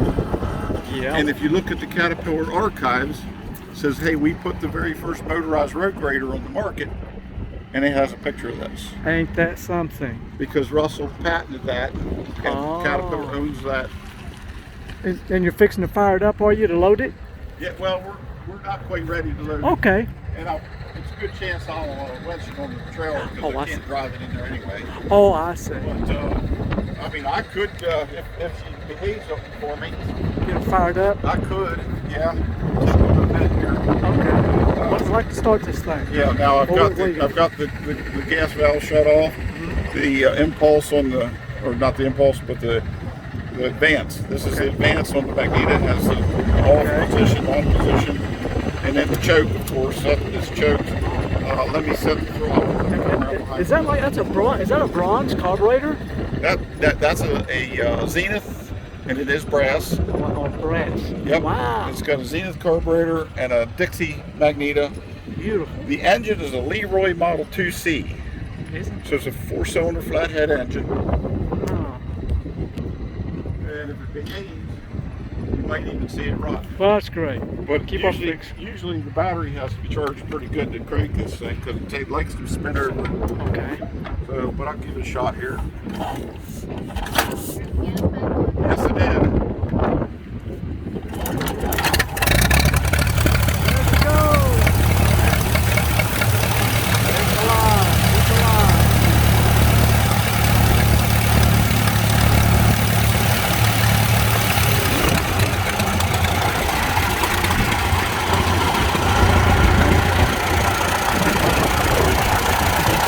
So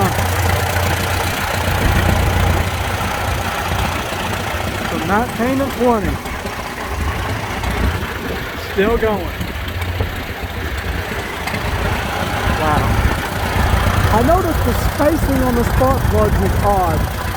You know, for a 4-cylinder engine, how there's like a wide gap in the center. Yeah. Seems a little unique to most engines that you see. Yeah. But it has a main bearing in the middle, a wide main bearing. That's why you have 2 forward and 2 back. Oh, that's why the main bearing. Basically, a water jacket is winning. That's why the odd spacing. Yeah. What a beautiful machine. Yep. I had to make quite a few parts. Yeah, a lot of cleaning and a lot of fabrication, a lot of making things fit. I had to find people that can make parts. Fortunately, we're pretty close to Lancaster County, Pennsylvania, and the Amish have shops that they can make about anything. Oh yeah. So I took the engine to a engine specialist in Lancaster County, Pennsylvania, an Amish machine shop. Yeah. And they bored the engine, sleeved it, made battery bearings, they made new valves, they made guides, and everything was coming from them like new. Wow. I did the carburetor, a found some parts from the Model T guys for the carburetor because they use the carburetor same style, a little different configuration. I found the Cattell Foundries in Lancaster County, Pennsylvania. A lot of people know that name. It's an Amish foundry, and I had them cast iron parts. I made the patterns, took them to them, and they poured casting for me. Whoa, made your own casting. Yeah. Now, give me an example of a part you had cast. You had to have made. Well, this neck was made. Oh, wow. Okay, so I had to make that into a pattern. The old one I made into a pattern. Wow. And they poured it, cast it, the crank handle. Oh, my goodness. So and the hubcaps were new. I can't tell. Yeah. Well, that is fabulous. But yeah, quite a few parts. A lot of parts I could make in the shop, you know, with my basic tools. Yeah. You know, like the saddle to pass from the tractor to the grader. Right. I was able to bend that out in the shop. I've got a guy not too far that does the hot rivets. Yeah. He was able to put some hot rivets in for me. You got a beautiful creation. Thank you. It was a lot of fun, a lot of research. Labor of love. Hopefully I'm the only one that knows all the flaws. You know, like anybody, you always have something that ain't quite right or something's not finished. There's a couple things that aren't quite finished, but I'm pretty happy with it. Yeah, you did a fabulous job. Thank you. And thank you for spending the time with me to tell me all about it. No problem. Wonderful. Have a blessed day. So it's the last day, and we're out here putt-putting around, and people are leaving, closing up shop. Came by, seen all the golf carts here. I talked to the guy, said they have over 600 gas-powered carts. They rent for a minimum of $140 a piece. Some are 4-seaters, 6-seaters, different ones. All gas-powered. I asked him how he gets rid of these things, how they move them from destination to destination. They have special-made semis, like car haulers. They can stack them too high, and they can get, oh, hang on a minute, how many they say? And they can load as many as 24 per tractor trailer. So it takes quite a few loads. I think he says the next thing they're going to is Sebring, I guess to a race or something, and they're going to have 800 carts there to rent. And for this show here at the Flywheeler Show, they rented every single one of them. 600 carts at a minimum of $140 a piece. So pretty cool, pretty interesting, pretty neat business. My sweet pea, being a better photographer than I am, wanted me to get another view, wanted me to squat down and show it to you, what it looks like down this way. And you can see all the stair wheels, all the seats. That's what she was seeing. As far as the eye can see. Pretty wild. Something you just don't see every day. Oh, and the guy I was talking to did mention they're still looking, they still got 40 carts out and about they're trying to track down, because each one's barcoded. They take inventory on them before they load them up. And now I don't know if I mentioned it's $140 per day. And you know, this is like a 4-day event, 5-day, it depends on if you stay extra. So that calculates quite a bit of money. And I did ask him, how do you keep track of these things in case somebody loaded up in their truck and took off with it? They all have GPS trackers on them, so they know exactly where they're at. So don't be sneaky.